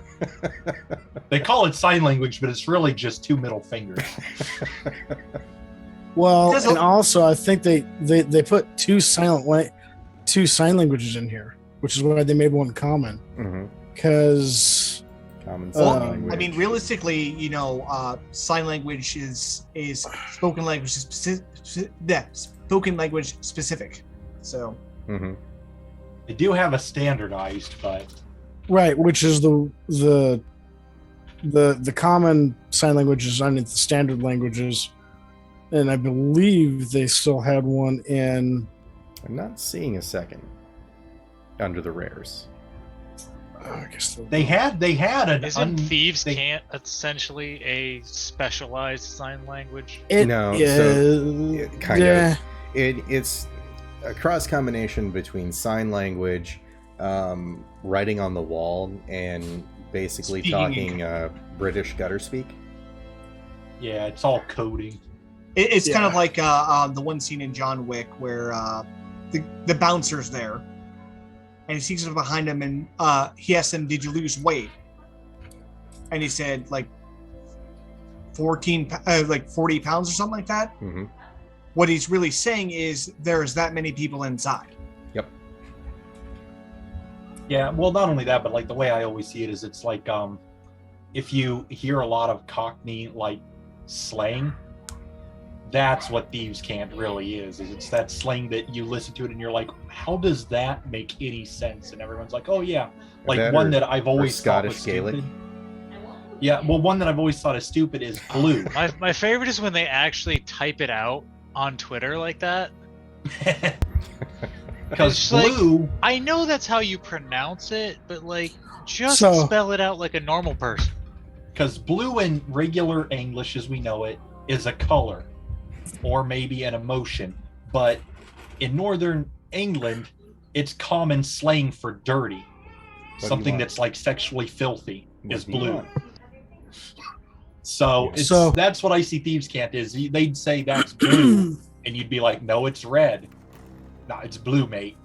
Like they're saying it's dirty, it's sexual. So that's what I have always seen Thieves Can't as, is like that weird slang that you're like, that makes no sense. But so they gave us, and underneath rare languages, they gave us deep speech, undercommon, and underdark folk. Excuse me, Underdark folk? I mean, there's Drow, there's Sweargar, there's okay, that's typical users, Underdark folk. Okay, I was like, that's a language. Oh, those are the users. Okay. Yes. Yeah, that's why I was confused. Language in the left column. Right column use it in the right. Okay, that makes they've sense. always formatted those tables. You had me scared there for a minute. I'm like, so it's been a long day. I've been up since 5.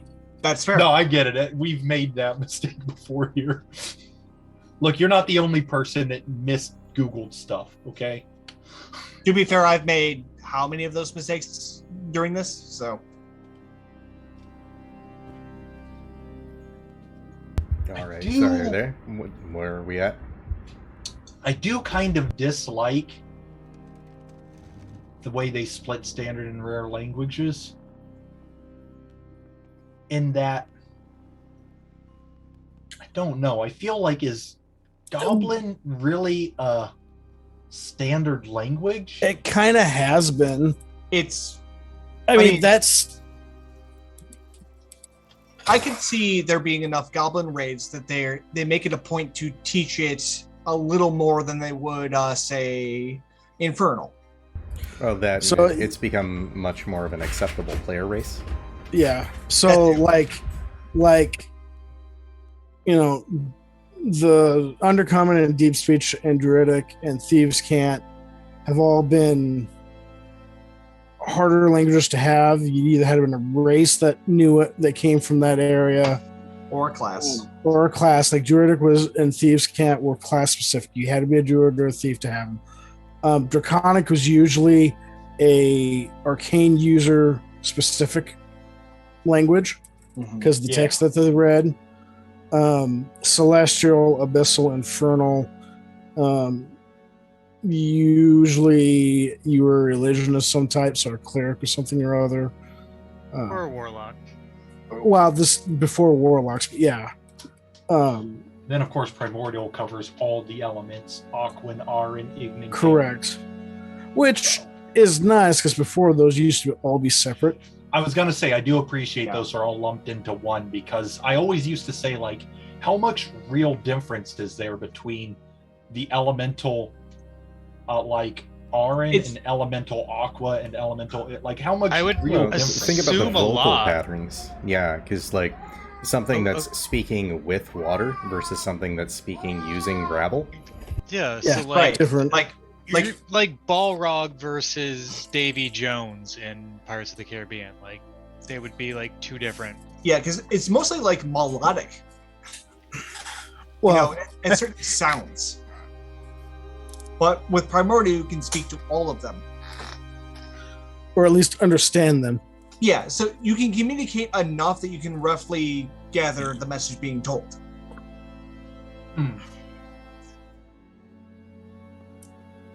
So did we discern, because I wasn't here at the beginning, how they were doing stat lines? We have not ran into We stat lines with any assume that depth. they're still doing standard array, point by. Yeah, I doubt there's going to be much change to that.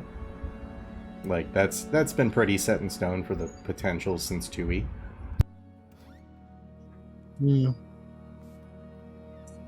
Yeah, because they don't touch on your stat array or classes in this document.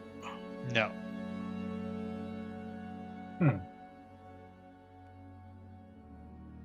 I assume classes would be next.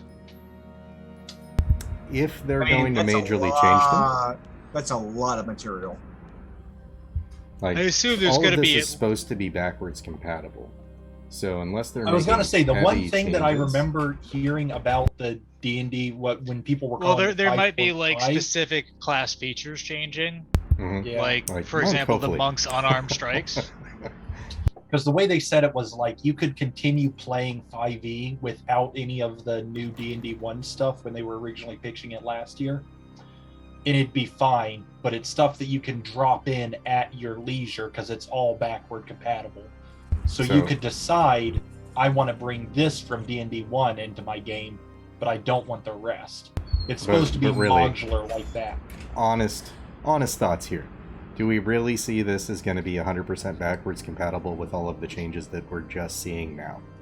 Well, No, no, because like they're giving away one of the monk's primary features as a feat feat. now. Like, Yep. And giving feats out to everyone. so like Yeah. that just makes the whole Yeah. point of a monk. Like, why would you ever go monk when you can just go fighter and take tavern brawler? So that you can make fun quips about once you go monk. well, I mean, Well, Monk, I've always had an issue with Monk, in that it has very much been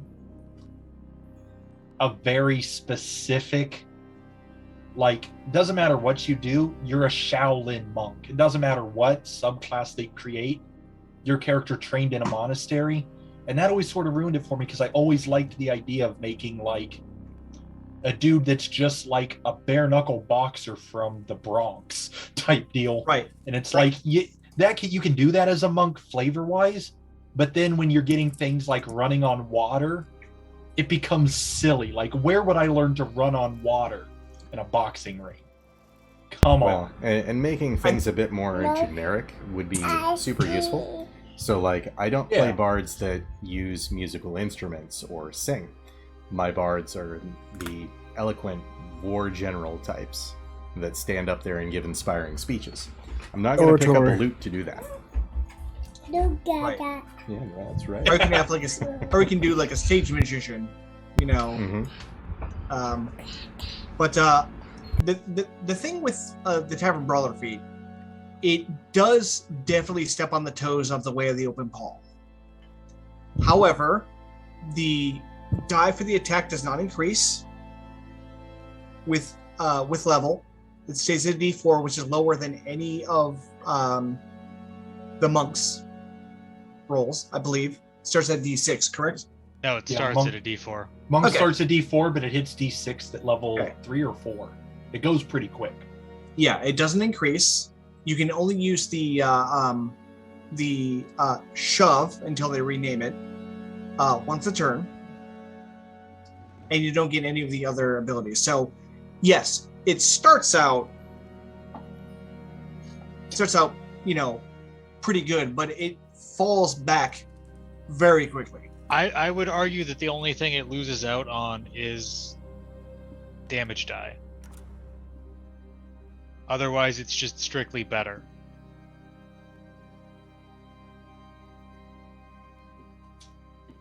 It gives you more utility, and I'd have to look back at it again. I mean, they might also, like they have done with certain subclasses. Like, you get to reroll damage. So even that in and of itself is. So what they might do, like they did with the Cavalier, they basically get Sentinel as a class feature. They might also present monks with the option to re-roll everything. I mean, I do want to add, if you did play a monk and you took Tavern Brawler, being able to, like, now your D6, D8, D whatever punch gets re-rolled. It says unarmed. It should just make the die bump up a level if you're the monk. Because that's what I'm seeing is, like, if you're a monk, that's now every time I throw a fist, not only can I push a dude back 5 without having to use my special features as a monk or my martial arts die or whatever it's called, my key, sorry, but also I can re-roll that sucker. And I'm rolling a D8 for my punctures. So a D8 roll, I mean, monk would still be useful. It would boost the monk greatly, but yeah, a straight monk maybe wouldn't be worth for that. But I see if you can apply that to your monk as well, it would really boost the monk's overall monkiness. It would definitely make you much more a cinematic monk, because you can do that flurry of blows where you just spin kick everyone and they all scoot back. Or do like in all the good kung fu movies where the dude just runs up and throws like 50 punctures and the dude slowly walks backwards. Yep. Getting punched. Yeah. Just decking people back and forth. Well, and the other thing is you can with Tavern Brawler as a monk, you can Jackie Chan. Yeah. But I mean, yeah, because the way the monk works, unless they change it, your monk weapon has to be a finesse weapon or a light weapon in order to use your monk die, your martial arts die, to roll the damage. So yeah, I mean, Tavern Brawler, it just automatically becomes a great club or a club depending on the size of the item.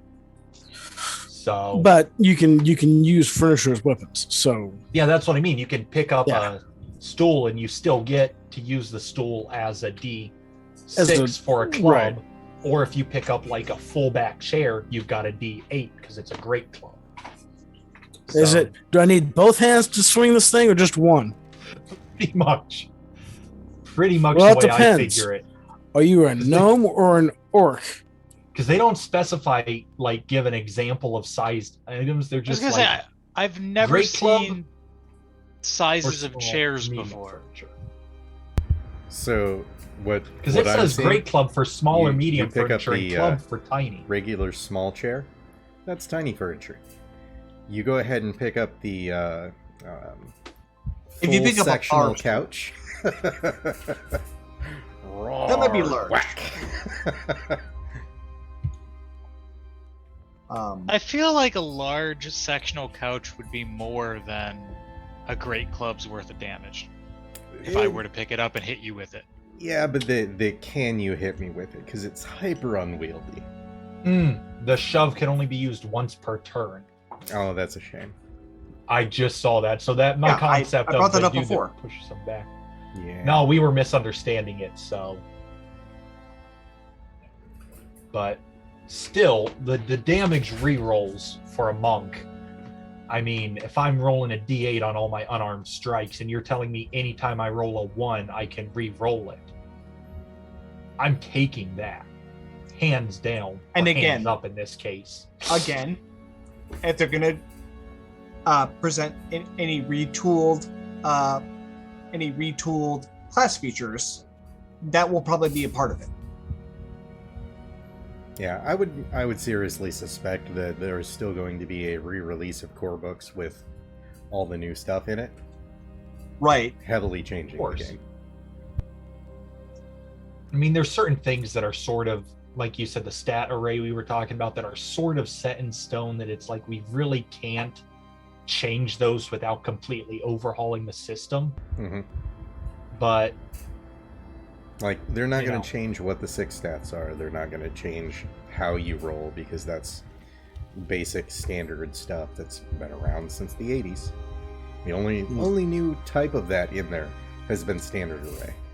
And that's just an alternate version of point buy. Yep. Also something that's designed specifically for quick character creation. Yep.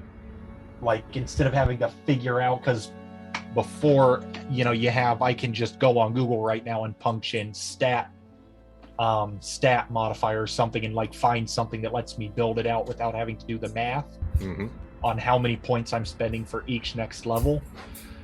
It gives you a thing of like, you just know these are your numbers, put them where you want them.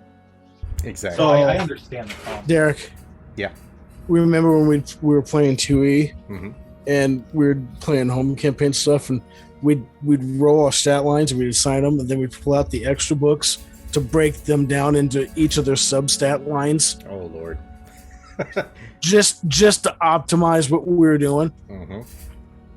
Seems unnecessarily complex. Think of it kind of like Pathfinder. It was a lot more crunch that we just don't have these days.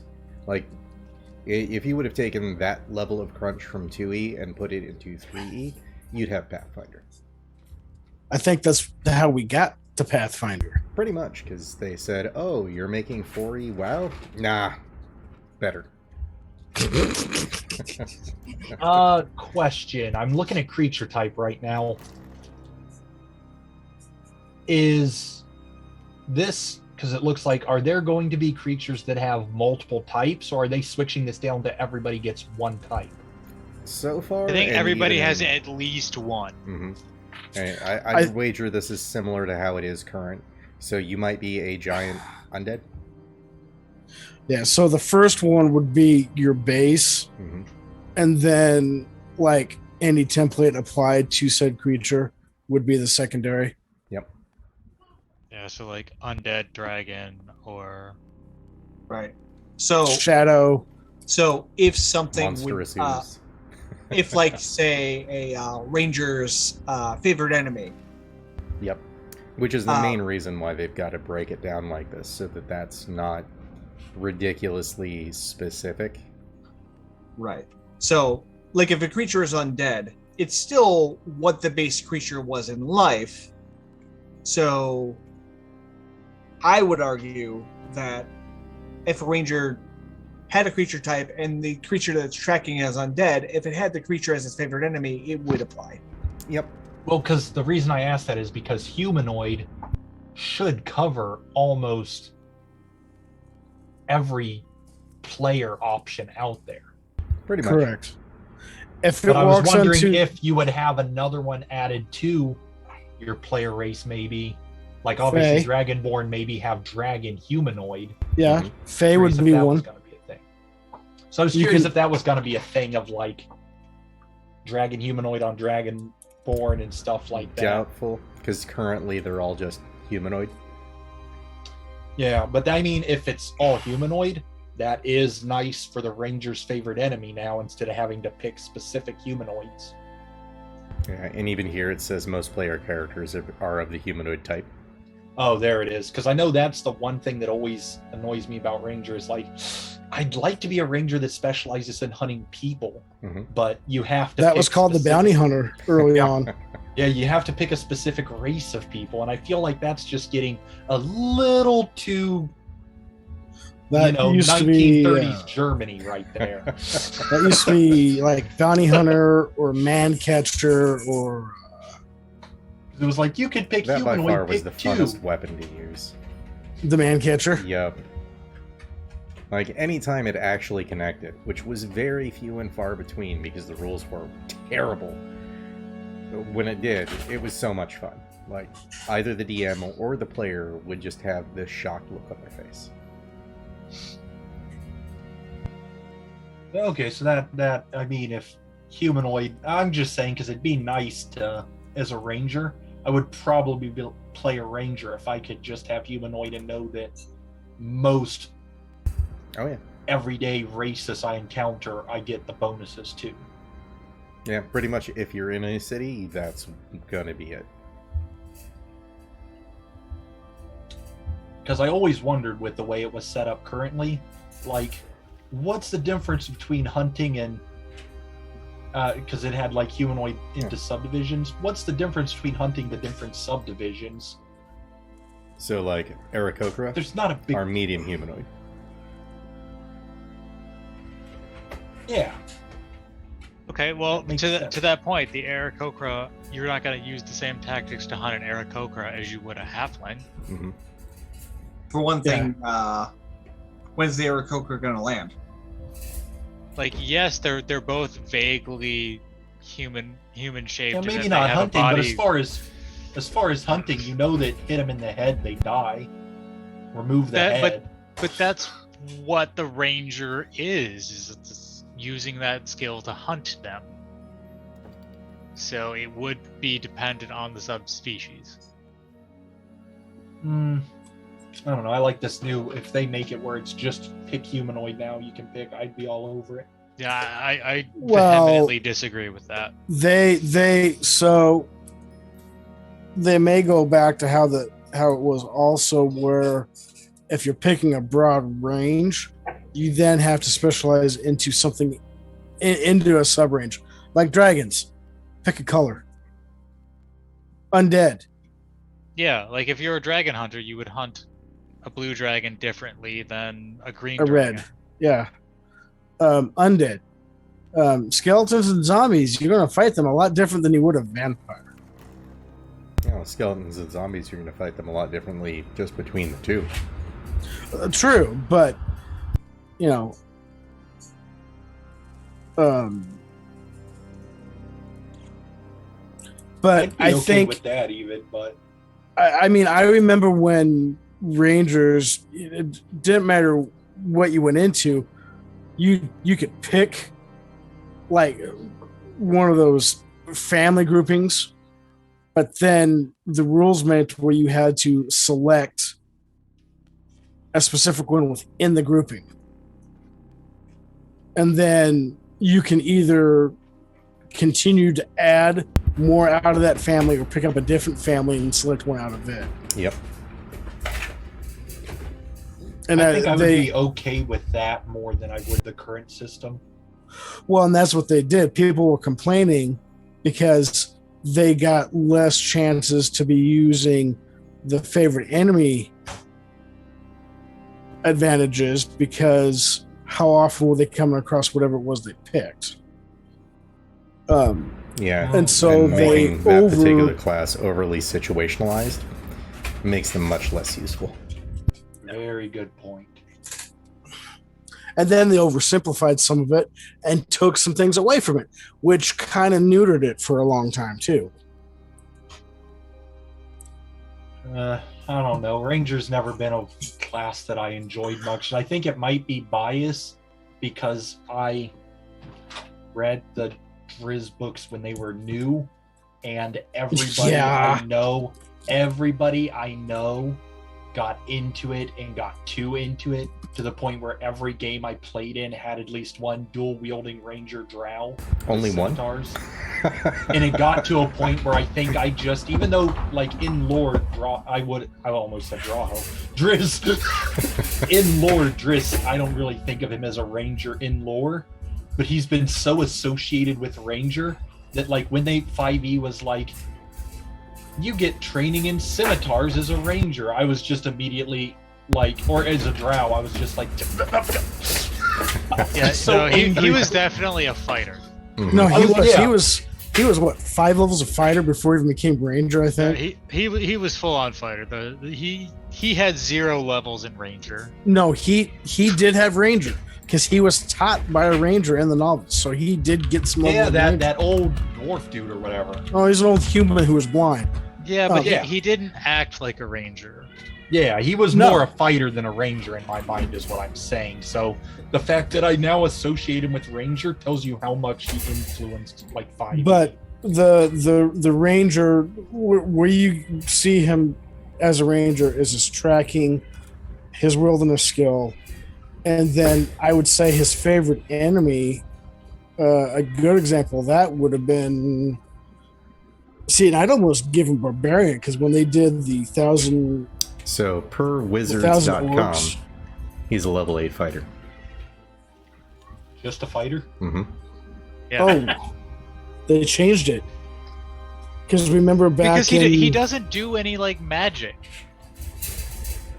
Like all of his magic comes from items. Yeah, and he lost his drow magic when he got to the surface. Mm-hmm. So like he Have to can't nerf be him a ranger somehow. because rangers are casters or half casters anyway.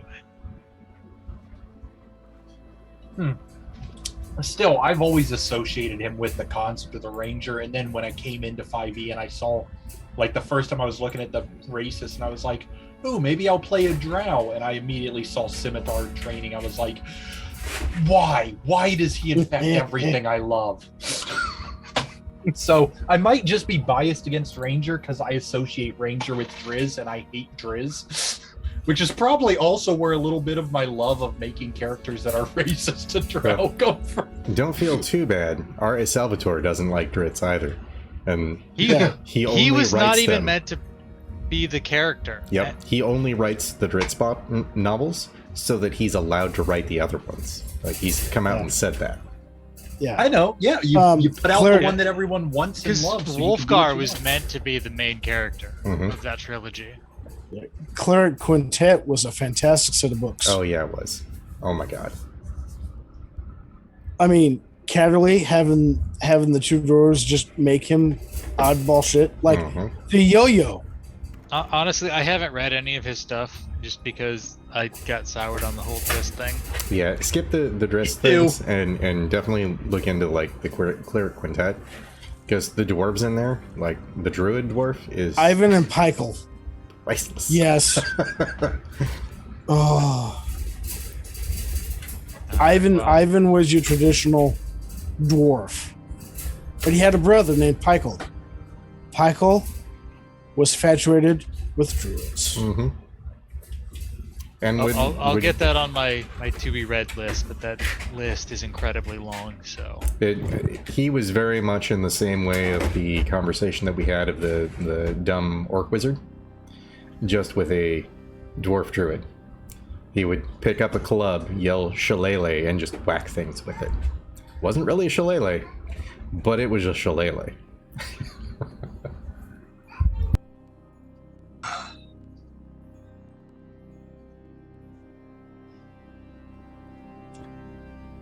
We got a little off topic. That's okay. Well, that's fun. Sir, there's some things a that little, bring it my was- emotions to the front, and Driz It the was- Verdant is one of them. A little. It was character development talk. I mean, it influenced character development. That's why I said a little. Oh, Misaki. Well, actually, now that you're here, I'm curious to get your take because we came up with something earlier. What's that? We were I talking came about. up with something earlier. Look, I'm taking as much credit as I can. It says Lord Draho right there on the screen, so accept it. Always in character. Always.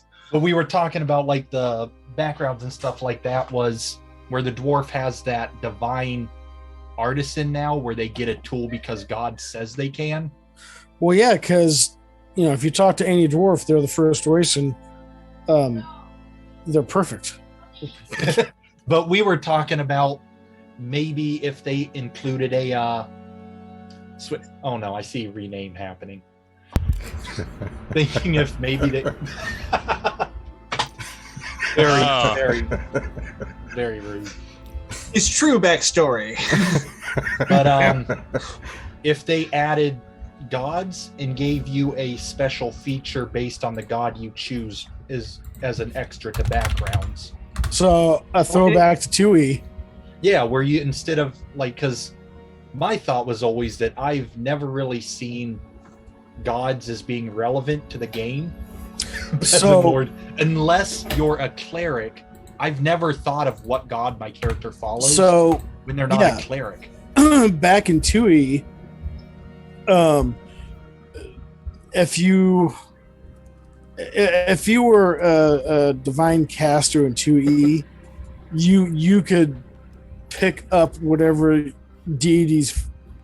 favorite weapon was for the deity that you followed, even if it fell outside of the purview of cleric weapons. So that was a perk. Yeah, but in third edition, what they made- I'm talking about is more of like for everybody. like anybody can pick. Oh, my character worships such and such a deity, and therefore I get this boon. I would say if they do that, then there has to be a tithing or something that there would need, depending on what the boon is, and if it grew, there would need to be an upkeep to that, in my opinion. Mm-hmm. Otherwise, it's just munchkining. But I mean, admittedly, while I like the sound of that from a RP perspective, I have a feeling that's going to be more taxing on the DM, so I don't want that.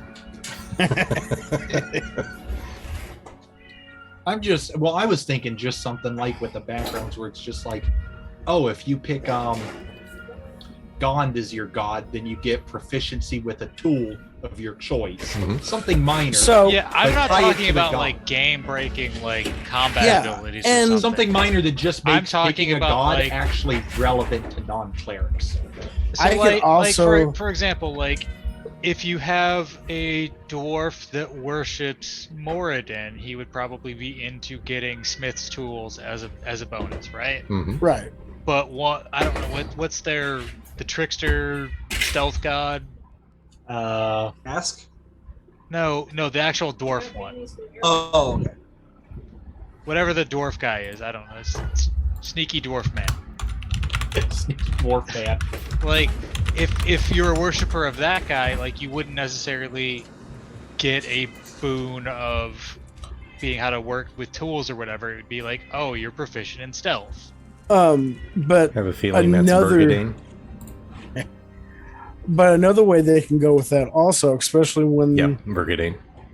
yeah, another thing that they could do with that is I like sneaky dwarf man, so I'm gonna go with that. That's one of the names he's known as.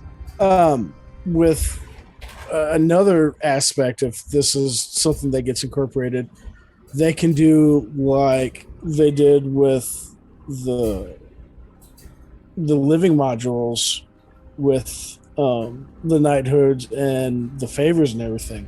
Mm-hmm. There could be a primer that says, you could incorporate a primer and it follows these deities. This is something special they get for the game. That'd be a good reason for them to do a re-release of like the pantheons across the worlds. Right. Oh, deities and demigods. Yep. Yeah. Faiths Deities and powers. demigods, faith and affidars. Mhm. But and it's at that point you're able to incorporate that aspect of of that part of the game that kind of got taken away from the mechanics. You can kind of work it back in. You can sell more books. It gives the writers other content that they can write for. Mm-hmm.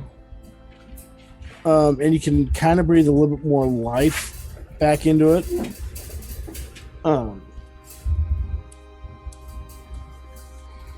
But we'll see. I mean, I know some of the stuff that we've talked about has been some of the reasons why people turn around and go back and play 2E for a while. Mhm. Then they realized how much they hated 2E and they stopped. It's only because of Thaco. It's always because of Thaco. Yeah. And that's only because Thaco is just our current attack option backwards.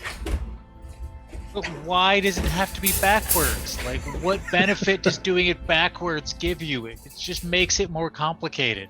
Well, that was the whole idea. Phrasing.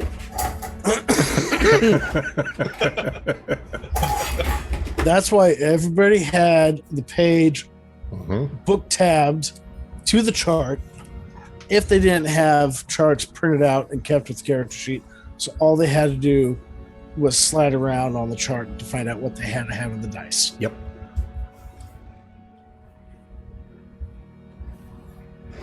It basically became what we do currently. It just was more annoying to do it because you had to pre-prep the slider.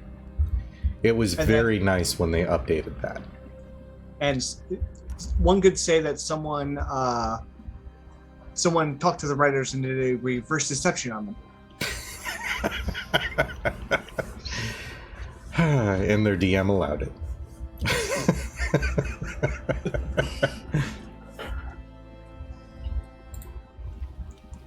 Let's see. That's a thing, man. DMs come in two flavors, I've noticed. There's the guys that let anything go, and the guys that don't want to let anything go. Mm-hmm.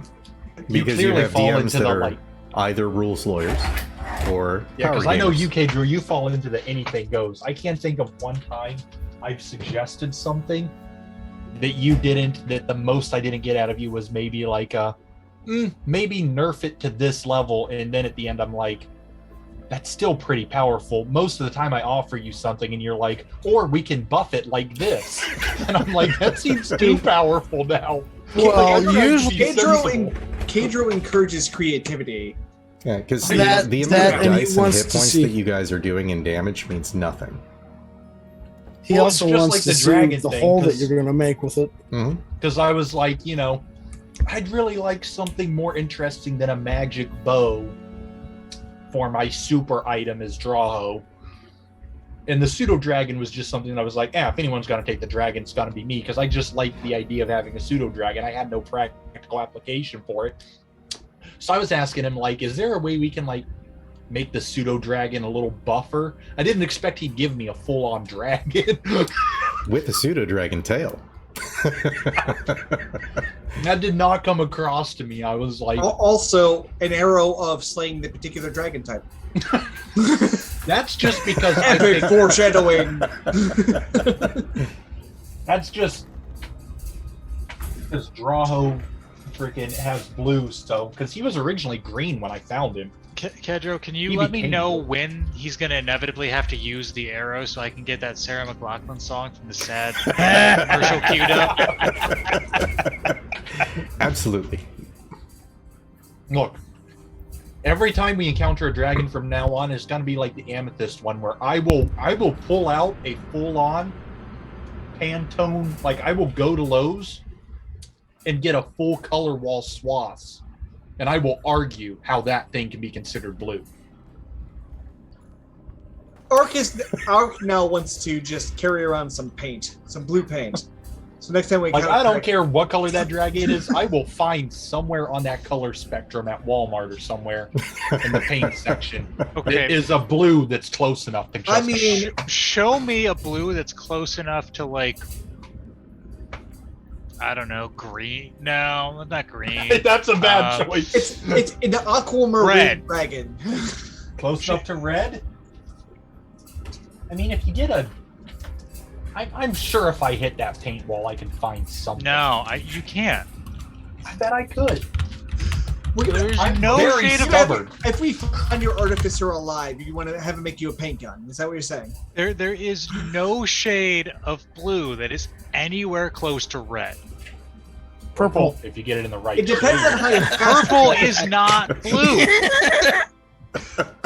Technically, if you're approaching the speed of light, red might turn into blue visibly.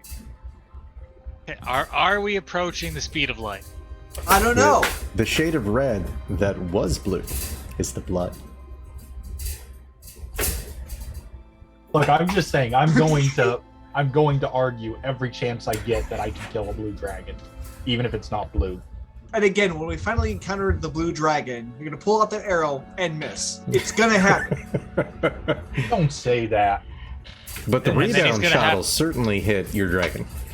Then he's going to have to wanted it into Rokan. Yep. Oh no, Rokan is going to be behind me. Natural one.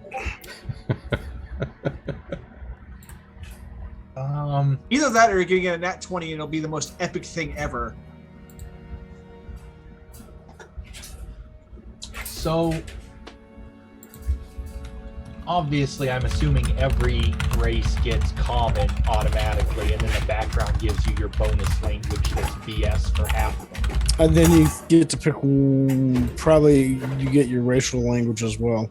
That's what I was going to ask, was do you also get a language based on race or no? Well, hang on. It said there was a blurb on language. Yep, your race gives you a language. Okay. I was just curious about that because I was sitting there looking at that and I was like, your character begins play knowing at least 3 languages: common, language provided by your character's background, and the language you choose from the standard languages below. Which would usually be your... Yeah, wait, common languages. So you can pick one of the common languages of your choice. You get one for your race and one for your background. Well, no, I you misunderstood get one that. from your background. Okay. And then one from the automatically know standard common. list, and One you know from the common. standard list and common. Okay, that makes sense. Because, I guess that goes back to the thing of like, if you're a dwarf that grows up in a human city, what are the odds you're gonna know dwarf? Yeah, like Yeah, evidently only Dragonborn just automatically get the Draconic language. yes. Well, because magic. Yep. That makes sense. Mm-hmm. so that opens actually a lot of opportunity for Elves no longer speaking Elven. I mean, Does that mean Drow no longer have the option of getting under? they have the option because it as a background thing you can have it, Mm-hmm. and then common and one other language from the standard languages, so they can still know undercommon because that's part of their background if they were born in the Underdark.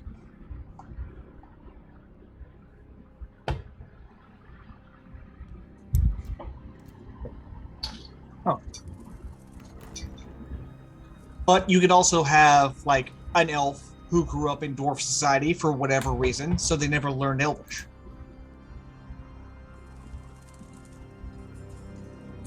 But they like orc thrash band music. Yeah. I mean, who doesn't really? Well, that's interesting. I'm okay with that. As 3 languages starting is solid. My true hope is that more D&D players read the Monster Hunter International books and start basing their characters off the various different monster races in that.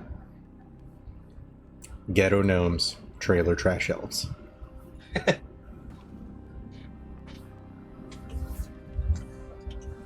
I do like that wood elves or wood elf lineage elves at level 3 will have a speed of 70 for 10 minutes once a day because they get long strider. Mm-hmm. I just like that.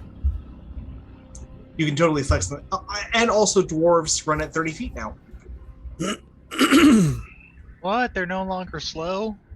Nope, because So dwarves they That makes don't- my they don't- drunken fistmuck way better. it makes all dwarves way better, honestly. Well, so because I know you now have the option where you can play a small human, But dwarves are medium size. and they've got I know they've got that now. Does that affect speed on any of the races at all? No, Whether you doesn't choose look to like be it. the small or No, large or medium version? So let's look at Halfling and see if they or gnomes. I believe Gnomes are 30 foot. I believe all the Halfling is 30 foot. yeah. That's Yeah, the thing was supposed to I be- totally missed that. That is kind of awesome. Mm-hmm. Yeah, especially for dwarves, because dwarves are often frontline fighters. Although, again, with this, it opened up the option for your stats matching what you want to do. So, but making the 30, but as stereotypically frontline fighters, it's advantageous for you to be able to move faster. Yeah. So the fact that you were slower, that's also why when I made my Dwergar Samurai, I gave him a polearm because okay, he's not going to run as fast as everyone else, so he's going to have the reach. Mm-hmm. You know. I always thought that was kind of messed up that dwarves get the 25 speed, Well, but halflings and gnomes still get 30, and everyone else gets 30. And it's like just this one guy, because it was basically They like, had to you nerf get them that because you're squat. And it's like, yeah, but yeah, they have not short. every dwarf is fat. Yes, but you have you're medium creature because you're short, but it's almost it's dispersed widely throughout your build. You're as tall as you are wide. Yes, you are a cube. But because your legs are so short, it made sense. Also, they like got so much. Well, if it was just about the legs being short, then halflings and halflings used to be. They were short, but they're also like not as muscular, so they had more free range of movement. Plus, they're this swifter races before. Yeah, well, I appreciate they moved it up to 30 now because that is Also, and halflings used to be 25 feet. Oh, did they? Yep. Yeah. Huh. I think Maybe gnomes were 30. No, gnomes were 25 as well. Huh. I think there was one version of halfling that was 30. Probably whatever the whatever named one. Lightfoot. Yeah, that one. Keto, Yes, did sir. you read the blurb for rock gnomes? I did not because I don't really like gnomes. Yeah, read it. Oh, the Gnomes whose ancestors dwelled under the mountains are called rock gnomes. Corinne, love that. On some worlds, including Corinne, the world of Dragonland settings, the rock gnomish gnomes are known lineage, as like ability. Yes. Yeah. Yes. The sidebar, the gnomish lineage. Go to rock gnome and read that because it goes into the next page. Sorry. Mending and prestidigitation. Am I just not seeing it? In the sidebar. So starts at the bottom right on page 7, bleeds into page 8. Okay. Gotcha. You know the mending cantrip and prestidigitation cantrip. In addition, you can spend 10 minutes casting prestidigitation to create a tiny clockwork device, AC 5, 1 HP, such as a toy or a fire starter, fun, or a music box. Casting the spell in this way consumes 10 GP worth of raw materials, strings, gears, and the like, which you provide during the casting. When you create the device, you determine the function by choosing one effect from prestidigitation. The device produces that effect whenever you or another creature takes a bonus action to touch the device to activate it. If you choose the effect, if the chosen effect has options within it, you choose one of those options for the device when you create it. For example, if you choose the spell's Ignite Extinguish effect, you determine whether the device ignites or extinguishes. The device doesn't do both. You can have 3 such devices in existence at a time. Each one dismantles itself 8 hours after creation. You can also touch one of your devices and dismantle it as an action. After a device is dismantled, the 10 GP material used to create it can be reclaimed. I have so many ideas on how to use that. It's turret gunners from Borderlands. Mm-hmm. So, kind of going back to the first portion that I was reading, though, the sheer fact that they're calling, they are gnomes, not halflings. Yeah, the gnomes from the many worlds. Yeah, below okay. it. Yeah. Do they have that kind of thing in Kryn on halflings? No, they don't. Because otherwise, I'd be really grumpy at the fact that you only have advantage. Because Kender do not scare. Period. End of story. And we get that book, what, in a couple more months? Yes, and hopefully it will be better than some of the recent ones. Hopefully it'll be better than what came out in 3.5. I bet it's going to be the DM makes it up. If it's that again, I give up. I just give up. I'm literally buying the book because it has a pretty cover. And that disappoints me. I have not even looked at the covers yet. This is why we put on our pirate hats. Yo ho. No, the reason for that is buying the physical copy, buying the D&D Beyond copy so that we can have character sheets easy, and then buying the FGU copy because, you can't buy a physical copy and get a digital copy with it. God forbid. Like, we're not in a digital age or anything. I suppose that is one bonus of them buying D&D Beyond. They're going to be able to have the option to digital physical copy. They're going to have the option to. They're not going to exercise it.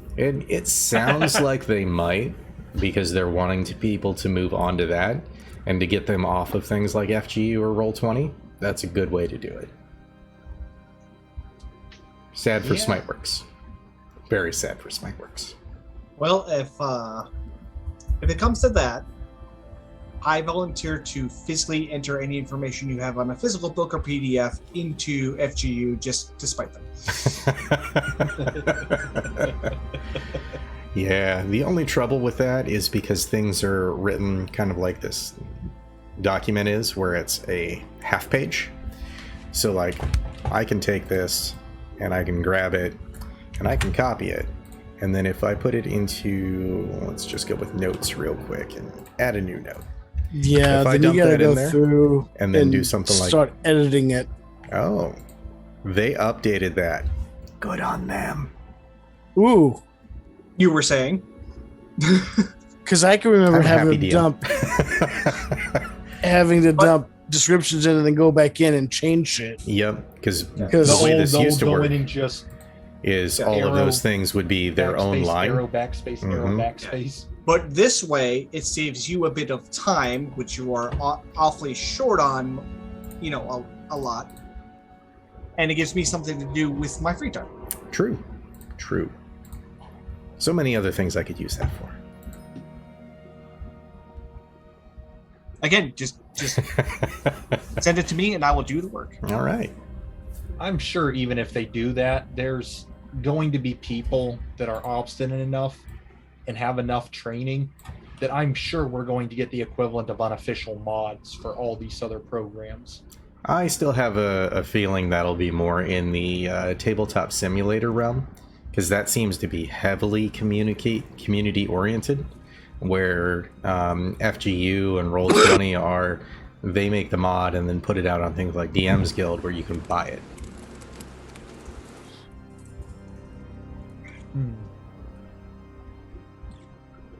Which, not a terrible thing currently, but when it comes to like D&D Beyond becoming FGU,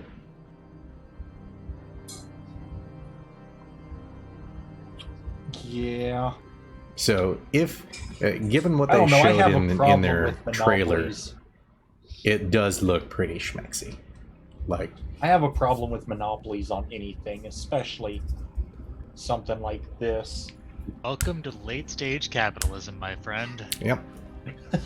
Because it's like once you get it to the point where you have to go to one location to get everything, they just have too much control over what, like, you lose a lot of your power as a consumer. And the next thing you know, you're eating the moo cow wrapper, and the computer in the building is shutting all the shutters.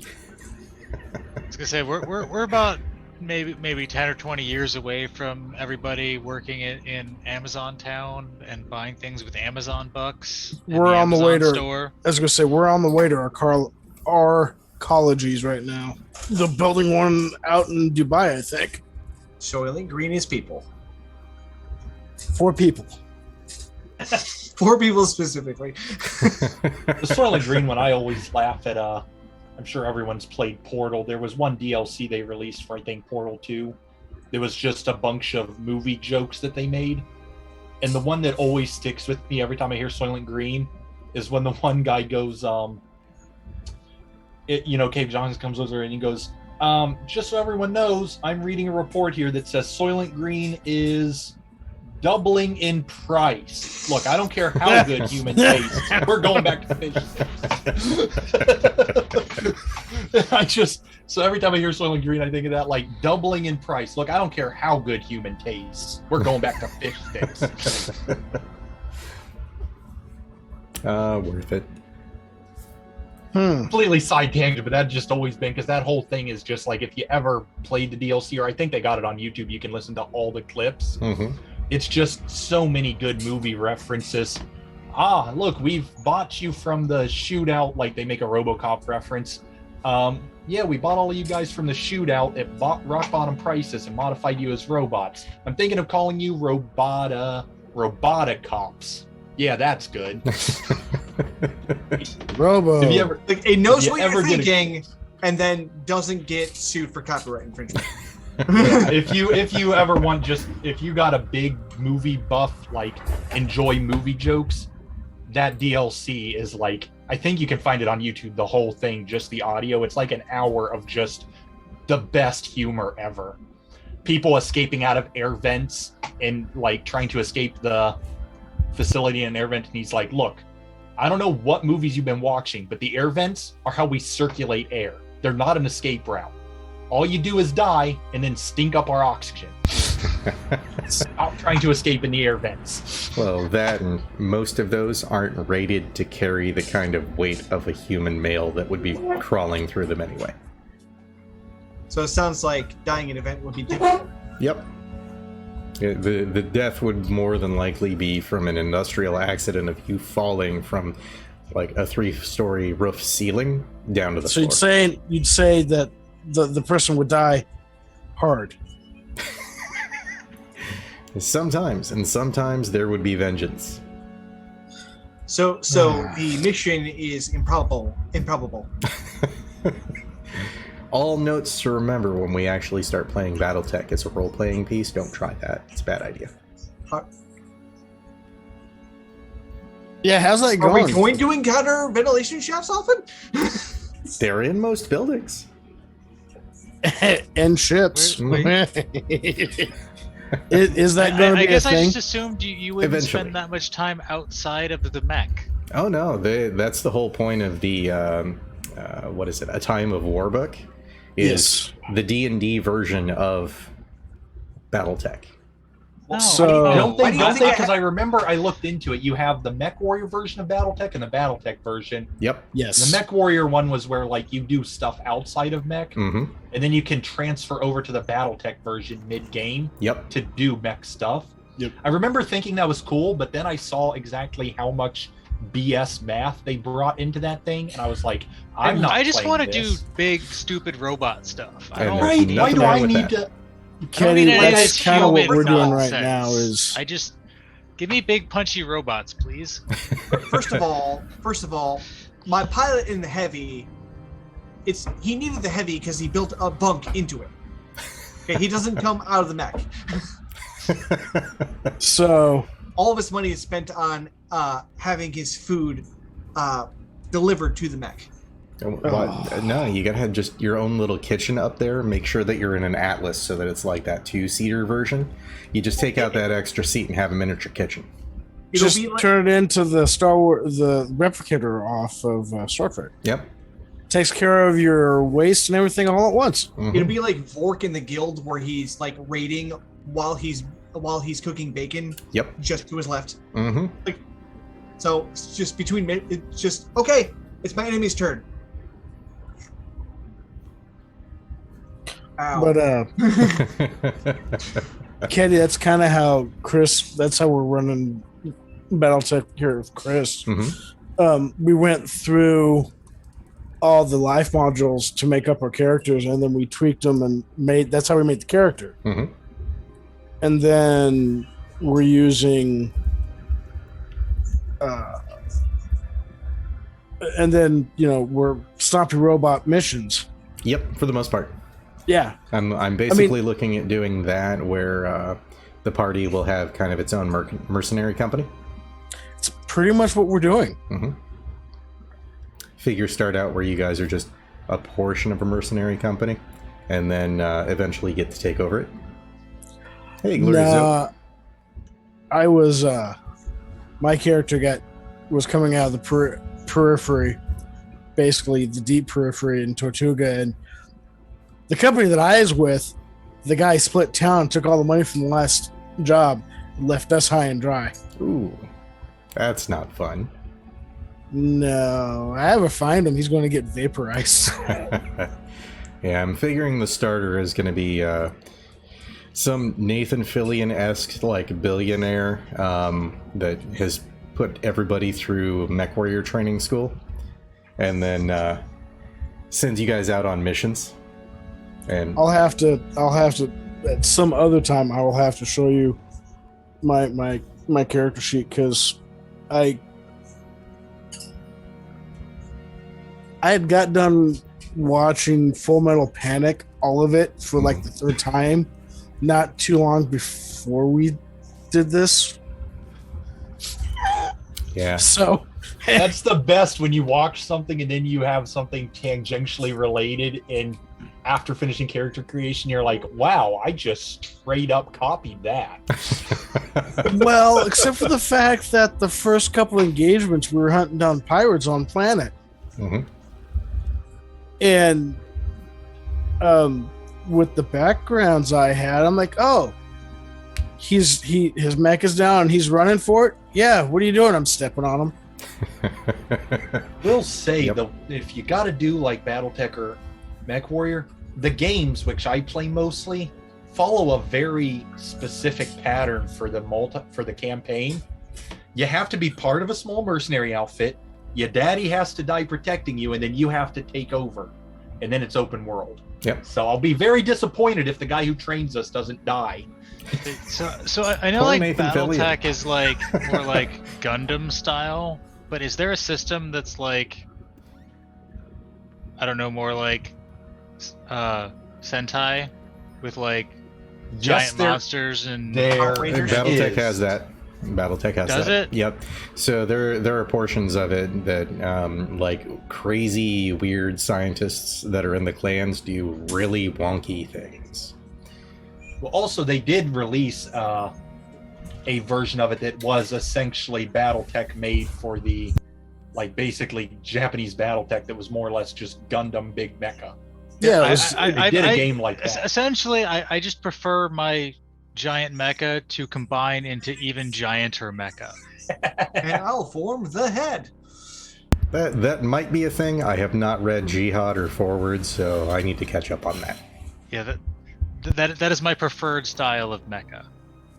But there are definitely kaiju. So what are people thinking of building? So I'm sort of torn between making a monk and making an artificer. I was planning to do, I think this is hilarious, I was going to do a con man who like pretended like a fake healer, like a snake oil salesman, who a god decides it would be funny if he actually gave him healing powers. So divine soul sorcerer. Okay. I'm gonna make an honest man out of you. Yes.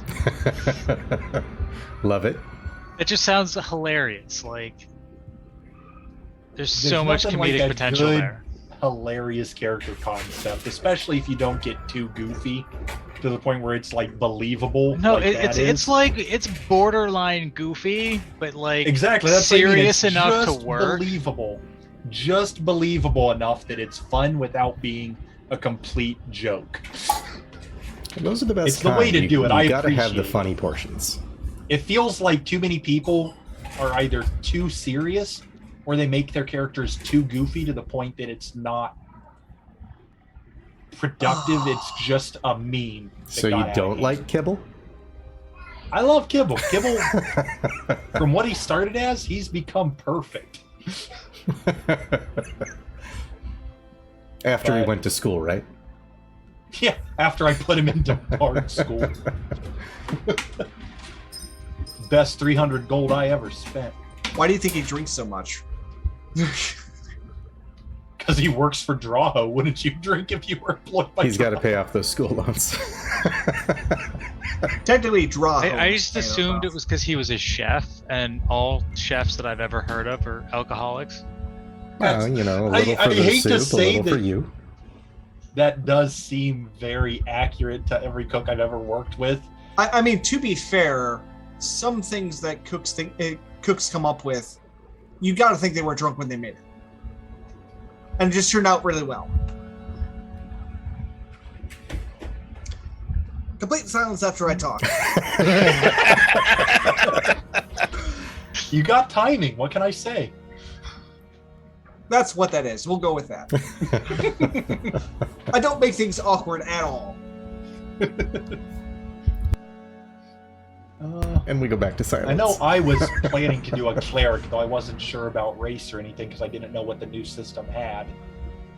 Okay, I'm totally doing human for that, by the way. That seems broken as hell. Yes. I was going to, but I kind of want to use one of the lesser seen ones. I was thinking of maybe doing Ardling just for something different. Because I feel like everyone's gonna want to do human or something similar. So maybe do the weird one a little. So Well, I was pressing looking at X for going- more. What type of Ardling? I basically just pick a persona and put it on my head, right? So, actually, I had considered this if I ever Like, is there any mechanical difference between Yeah. them? I think there is. Didn't read super closely. Oh, I haven't looked close enough. I'm like, because what I was reading, it looks like they just did an Egyptian god ripoff. They get So- different spells. Different Just- spells depending on the legacy. Mm-hmm. Oh, let's Um, see. So, fierce passion, exalted heavenly, And then they have idyllic. different animal forms, basically. So, I thought about this. If I ever make, what are they called again? Ardling. Ardling. I'm gonna make his head a what are they called?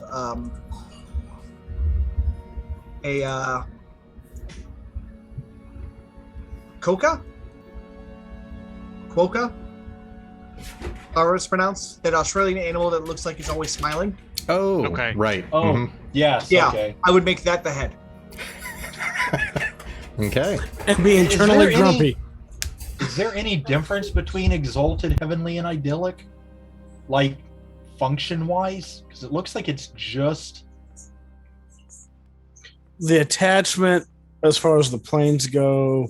And then Oh, here we go. Legacies. Yep. If you go to page First level, 4, third level, and fifth level spells. Okay. Yeah, it's the basically there are certain animal forms that they associate with whatever, and then spells.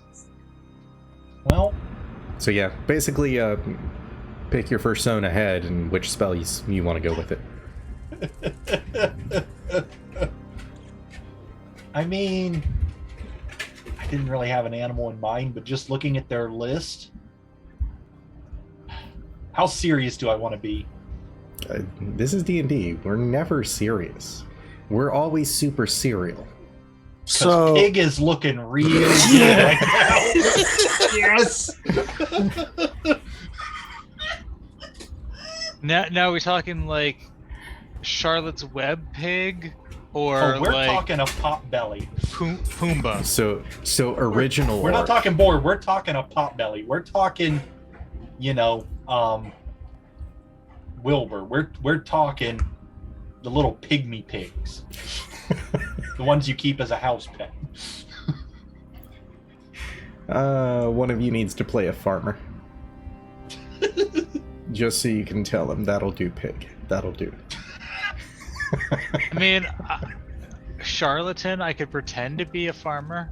I'm okay with this. This works I for don't me. even know what any of the perks Wait, are wait, coming wait, from. wait. It's just I saw pig and I was like, if I'm being serious, I'd want to do a raven. But if I'm being Steve, I want to do a pig. I'm just saying, for a pig-headed character, literally pig-headed,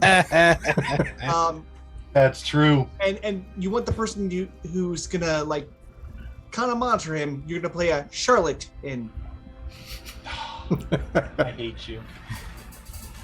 The other thing that you'd have to do is carry around a small stick of bacon grease for when you do Zone of Truth. Well, I was thinking like with the pig and the whole not so being a much cleric. magically compelling as threatening. Yep. Regardless of what weapon I take, I was planning on doing a rake and just doing like a Journey to the West mock. you mean a pitchfork?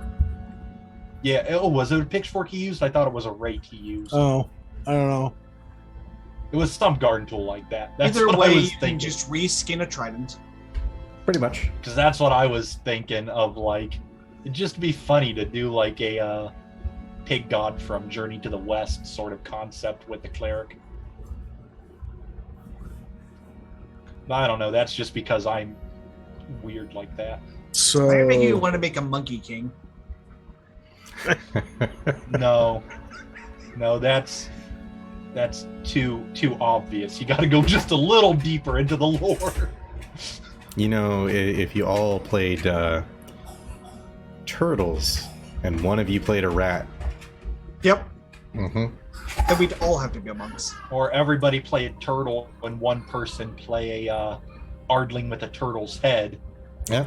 and nobody tells them they're not a turtle.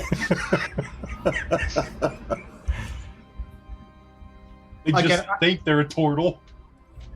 Again, I'd love just once. Could be a one shot, could just be like a mini series, but have us all play like a marauding tribe. So barbarians, fighters, nature clerics, but certain clerics would fit. Most would actually. Druids, scout rogues rather, rangers, but not really any wizards or artificers. You'd have shamans instead. Yes. So thinking about that, a running tribe, or all play clerics from with different domains. So thinking about it in that kind of aspect, for the characters that we're designing for this playtest, what kind of story do you guys want to play with it? Where did you meet? How did you come together? What's our objective? Well, I'm thinking play style. Like the feel of the campaign should be Monty Python and the Holy Grail. That's what I'm going for. I kind of a concept that sort of I've always enjoyed for like one-shot D&Ds and stuff has always been the idea of just sort of being I don't know how to explain it, like we're just sort of grabbed from wherever we are and dropped into a dungeon by some deific being to do work for them. So you want to like the concept of just like we don't have a choice. It's just 1 minute I'm sleeping, next minute I got a bunch of strangers and a god is telling me I've got to clear out this 32 level dungeon. Kedra's playing Dungeon Keeper with us. Got it. That's, Dungeon Keeper like that. You're saying there's some rich people playing best on our survival, and we're playing like Cube and or no, more like a god is having trouble in some far off realm, and they're just like, you know what? I'm just gonna go grab like 6 or 7 people with the potential to beat this, just kidnap them and put them here, and tell them once you clear it, you get to go home. Sounds like Gantz. It kind of is. That'd be a close reference. Just that, something similar to that, just like kidnapped and forced to do their work because, well, you want to go home, don't you? Only way home is to get through this. Indentured servitude under extreme duress. Yeah, and it doesn't even have to be a deity. That's just the easy one for like dragging across planes. It could be anything. Just like it specifically needs this dungeon cleared, and it wants people to do it, and you guys are randomly chosen because you got the potential to do it according to that being's thought process. So I don't know that a dungeon crawl necessarily fits my character concept. Yeah, that's the thing. I don't know how it would work. I just know that's sort of what I've always enjoyed for like one-shots and stuff, is just throw in a dungeon crawl like that. But you could fast talk the door. Let us in. No. Please. But No. does the door talk back? Of course, one of us always tells the truth. Thank you. well, I mean, since we do The have barbarian method for that though is he dead? Yes. Okay, he's telling the truth. we always have the option, we can just do a normal city type thing where keep it simple. We're all part of an adventurers guild and we team up to take a simple quest. I don't know. What about something like, what was it, the Waterdeep Dragon Heist, whatever? Mm-hmm. Like something in that vein. I never played that, so I don't know what it's like. But I have it. Depending on which season it is, it's a different slight adventure. Yep. Mm-hmm. I'm good with anything. I don't have a preference. I'm just saying. I'm not saying we have to run that module specifically, but You want that flavor. something in that vein, because I feel like that would do well for like a con man, trickster, fast talker kind of guy. So I suppose easy option there. Who's played that module and which seasons have you played? Have not. Not played it. I haven't played. I haven't Go ahead. played it at all. I haven't played it. I started running it, and we only got like 3 sessions in, and well, Kedra, you've been up here. You know how things happen. Mm-hmm. Mm-hmm. So I think I did Things like fell apart.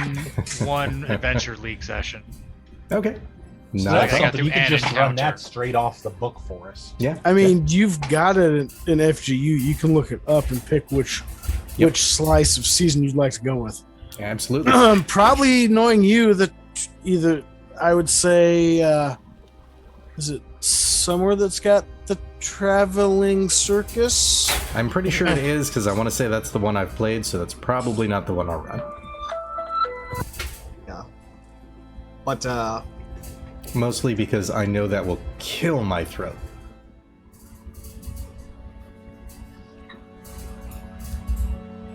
now, Misaki, I believe you said you wanted to play a rogue.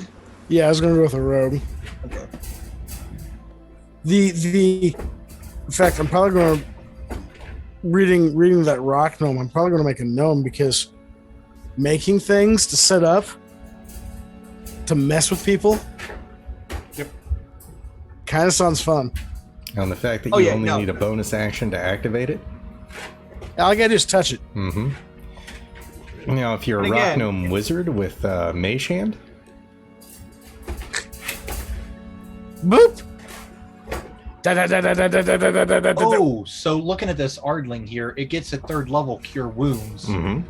So, just since obviously Cleric, you would take I'll be right Cure back. Wounds normally 1st level. But, say for some reason you didn't take it 1st level, you'd get Cure Wounds as a freebie at level 3 that you could use whenever you want. Mm-hmm. Right. According So to it's this. always prepared. But it looks like you also get 1 free non-spell slot use of it. So that's kind of cool having a free Cure Wounds. Mm-hmm. And always having it prepared. Yeah. Yeah, definitely Ardling's a good choice for the cleric. Now I just need to know what god I'd follow. Who loves pigs? Grumsh. Well, you're not wrong. You know what I want to do just because I'm petty? I kind of want to make it Umberly. Just cause me trouble. Just for the lulls. For whatever reason, a pig celestial thing would be following Umberly, a sea witch. I just because I feel like it'd just be the right kind of insult metagame to Umberly. Having a pig Before man you use cook her the power. pork, you have to brine the pork. That's just my pettiness. Why do you think we're getting all this salt?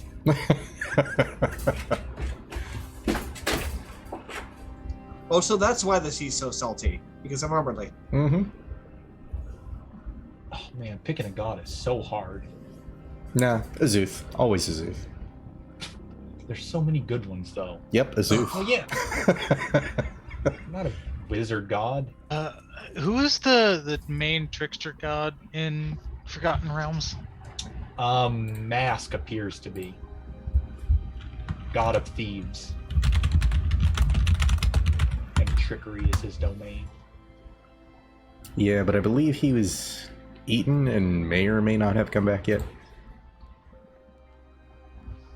I know that position has changed. Or was in that Shar? Realms. Or are you only led to believe that that position has changed?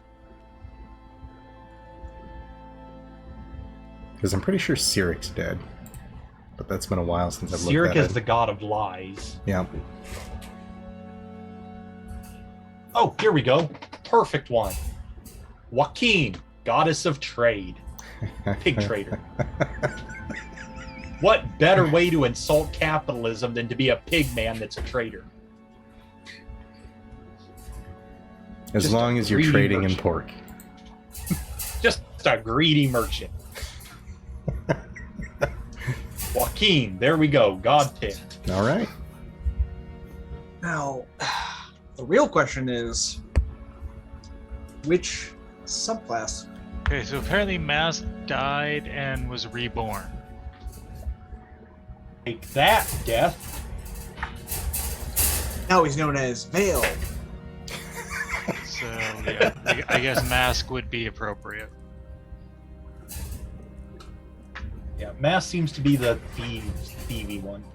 I don't necessarily need a thievy one because my thing was like, the trickster god thought it was funny to make the man an actual healer.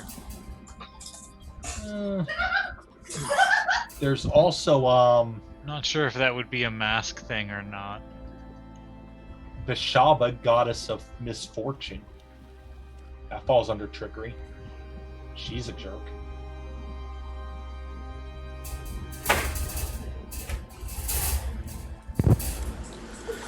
Oh. Okay, I would probably be her in that scenario. Shaba, goddess of misfortune.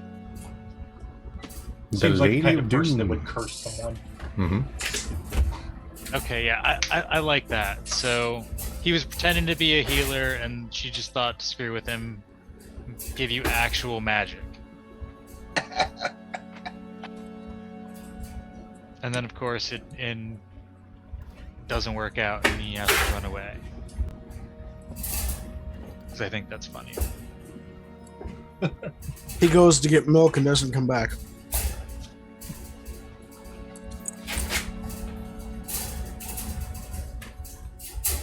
What kind of cleric would I be, though, Rich? Maybe since I'm following a trickery god, maybe go trickery domain. Tricky pig. It is a good domain. What level would we be starting Tricky at? Pig. That sounds like somebody's like weird DJ name. What level do you guys Tricky want to start Pig. at? Do we want to take Well, I mean, this if we're from ground doing- floor? I was gonna say if we're doing Waterdeep, it's like 1 to 6. So I say give us a pretty high up level so we have a lot of features to play around with. Because Well, this is there's- only going to be like a couple episodes at most. There's not too many features as far as what they've put out in this yet. So unless Yeah. we're waiting for them to dump out the next version. Good point. I would say just start at 1 because we don't have that much to playtest. Yeah, that's a good point. I was didn't gonna think say about that. we should. You're really just testing like the creation of the characters. So that'd be like basically level 1. Hmm. Yeah, that's fair enough. And then potentially if we run a session at that and then they dump out some more stuff, we can kick it up further. Yeah. Yeah, that sounds good to me. And just modify characters to match Several the new... months later. Yeah. So we'll just do like the intro encounter or whatever for Dragon Heist. Hmm. See how that goes, and then wait for new content to do the next session. All right. Sounds like a plan. That sounds like a plan to me. I was And gonna say will we do can. Pigardling, cleric of... what was the god I said? Cleric of Joaquin. Trickery cleric.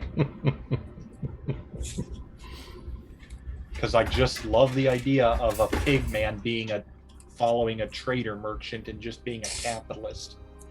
Just a capitalist pig. Oh, you could definitely do corporate espionage against Draho.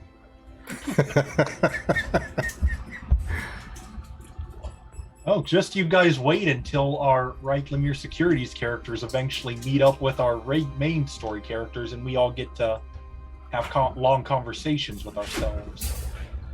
Yeah, I'm That would gonna be have fun. to know which character's talking. But that said, Especially so we don't because- spoil that, let's not talk about that just yet. No, I'm just saying, like, we're in water. We're in, not Waterdeep. What did I say, Waterdeep? Raven's Bluff. Raven's Bluff, so, you know, if our characters survived.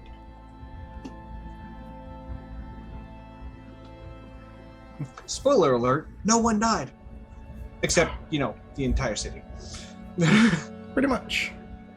Well, no, that's where we learned that the city was evacuated and everybody that died were tourists. Poor planar beings. Not The bulk tourists. of Waterdeep just happened to be visiting at the time. Dead. All dead. I would be happy to let Their, all of their Waterdeep economy die. shattered. Oh, yes. Don't give us an opportunity to shatter the economy by spending money. No. Just uproot civilization entirely. Take that away from us. Alrighty. Well, I'd say that's a good spot for us tonight. We went through all of the various different notes on this, figured out what characters we want to play, and figured out what module we're going to run that with.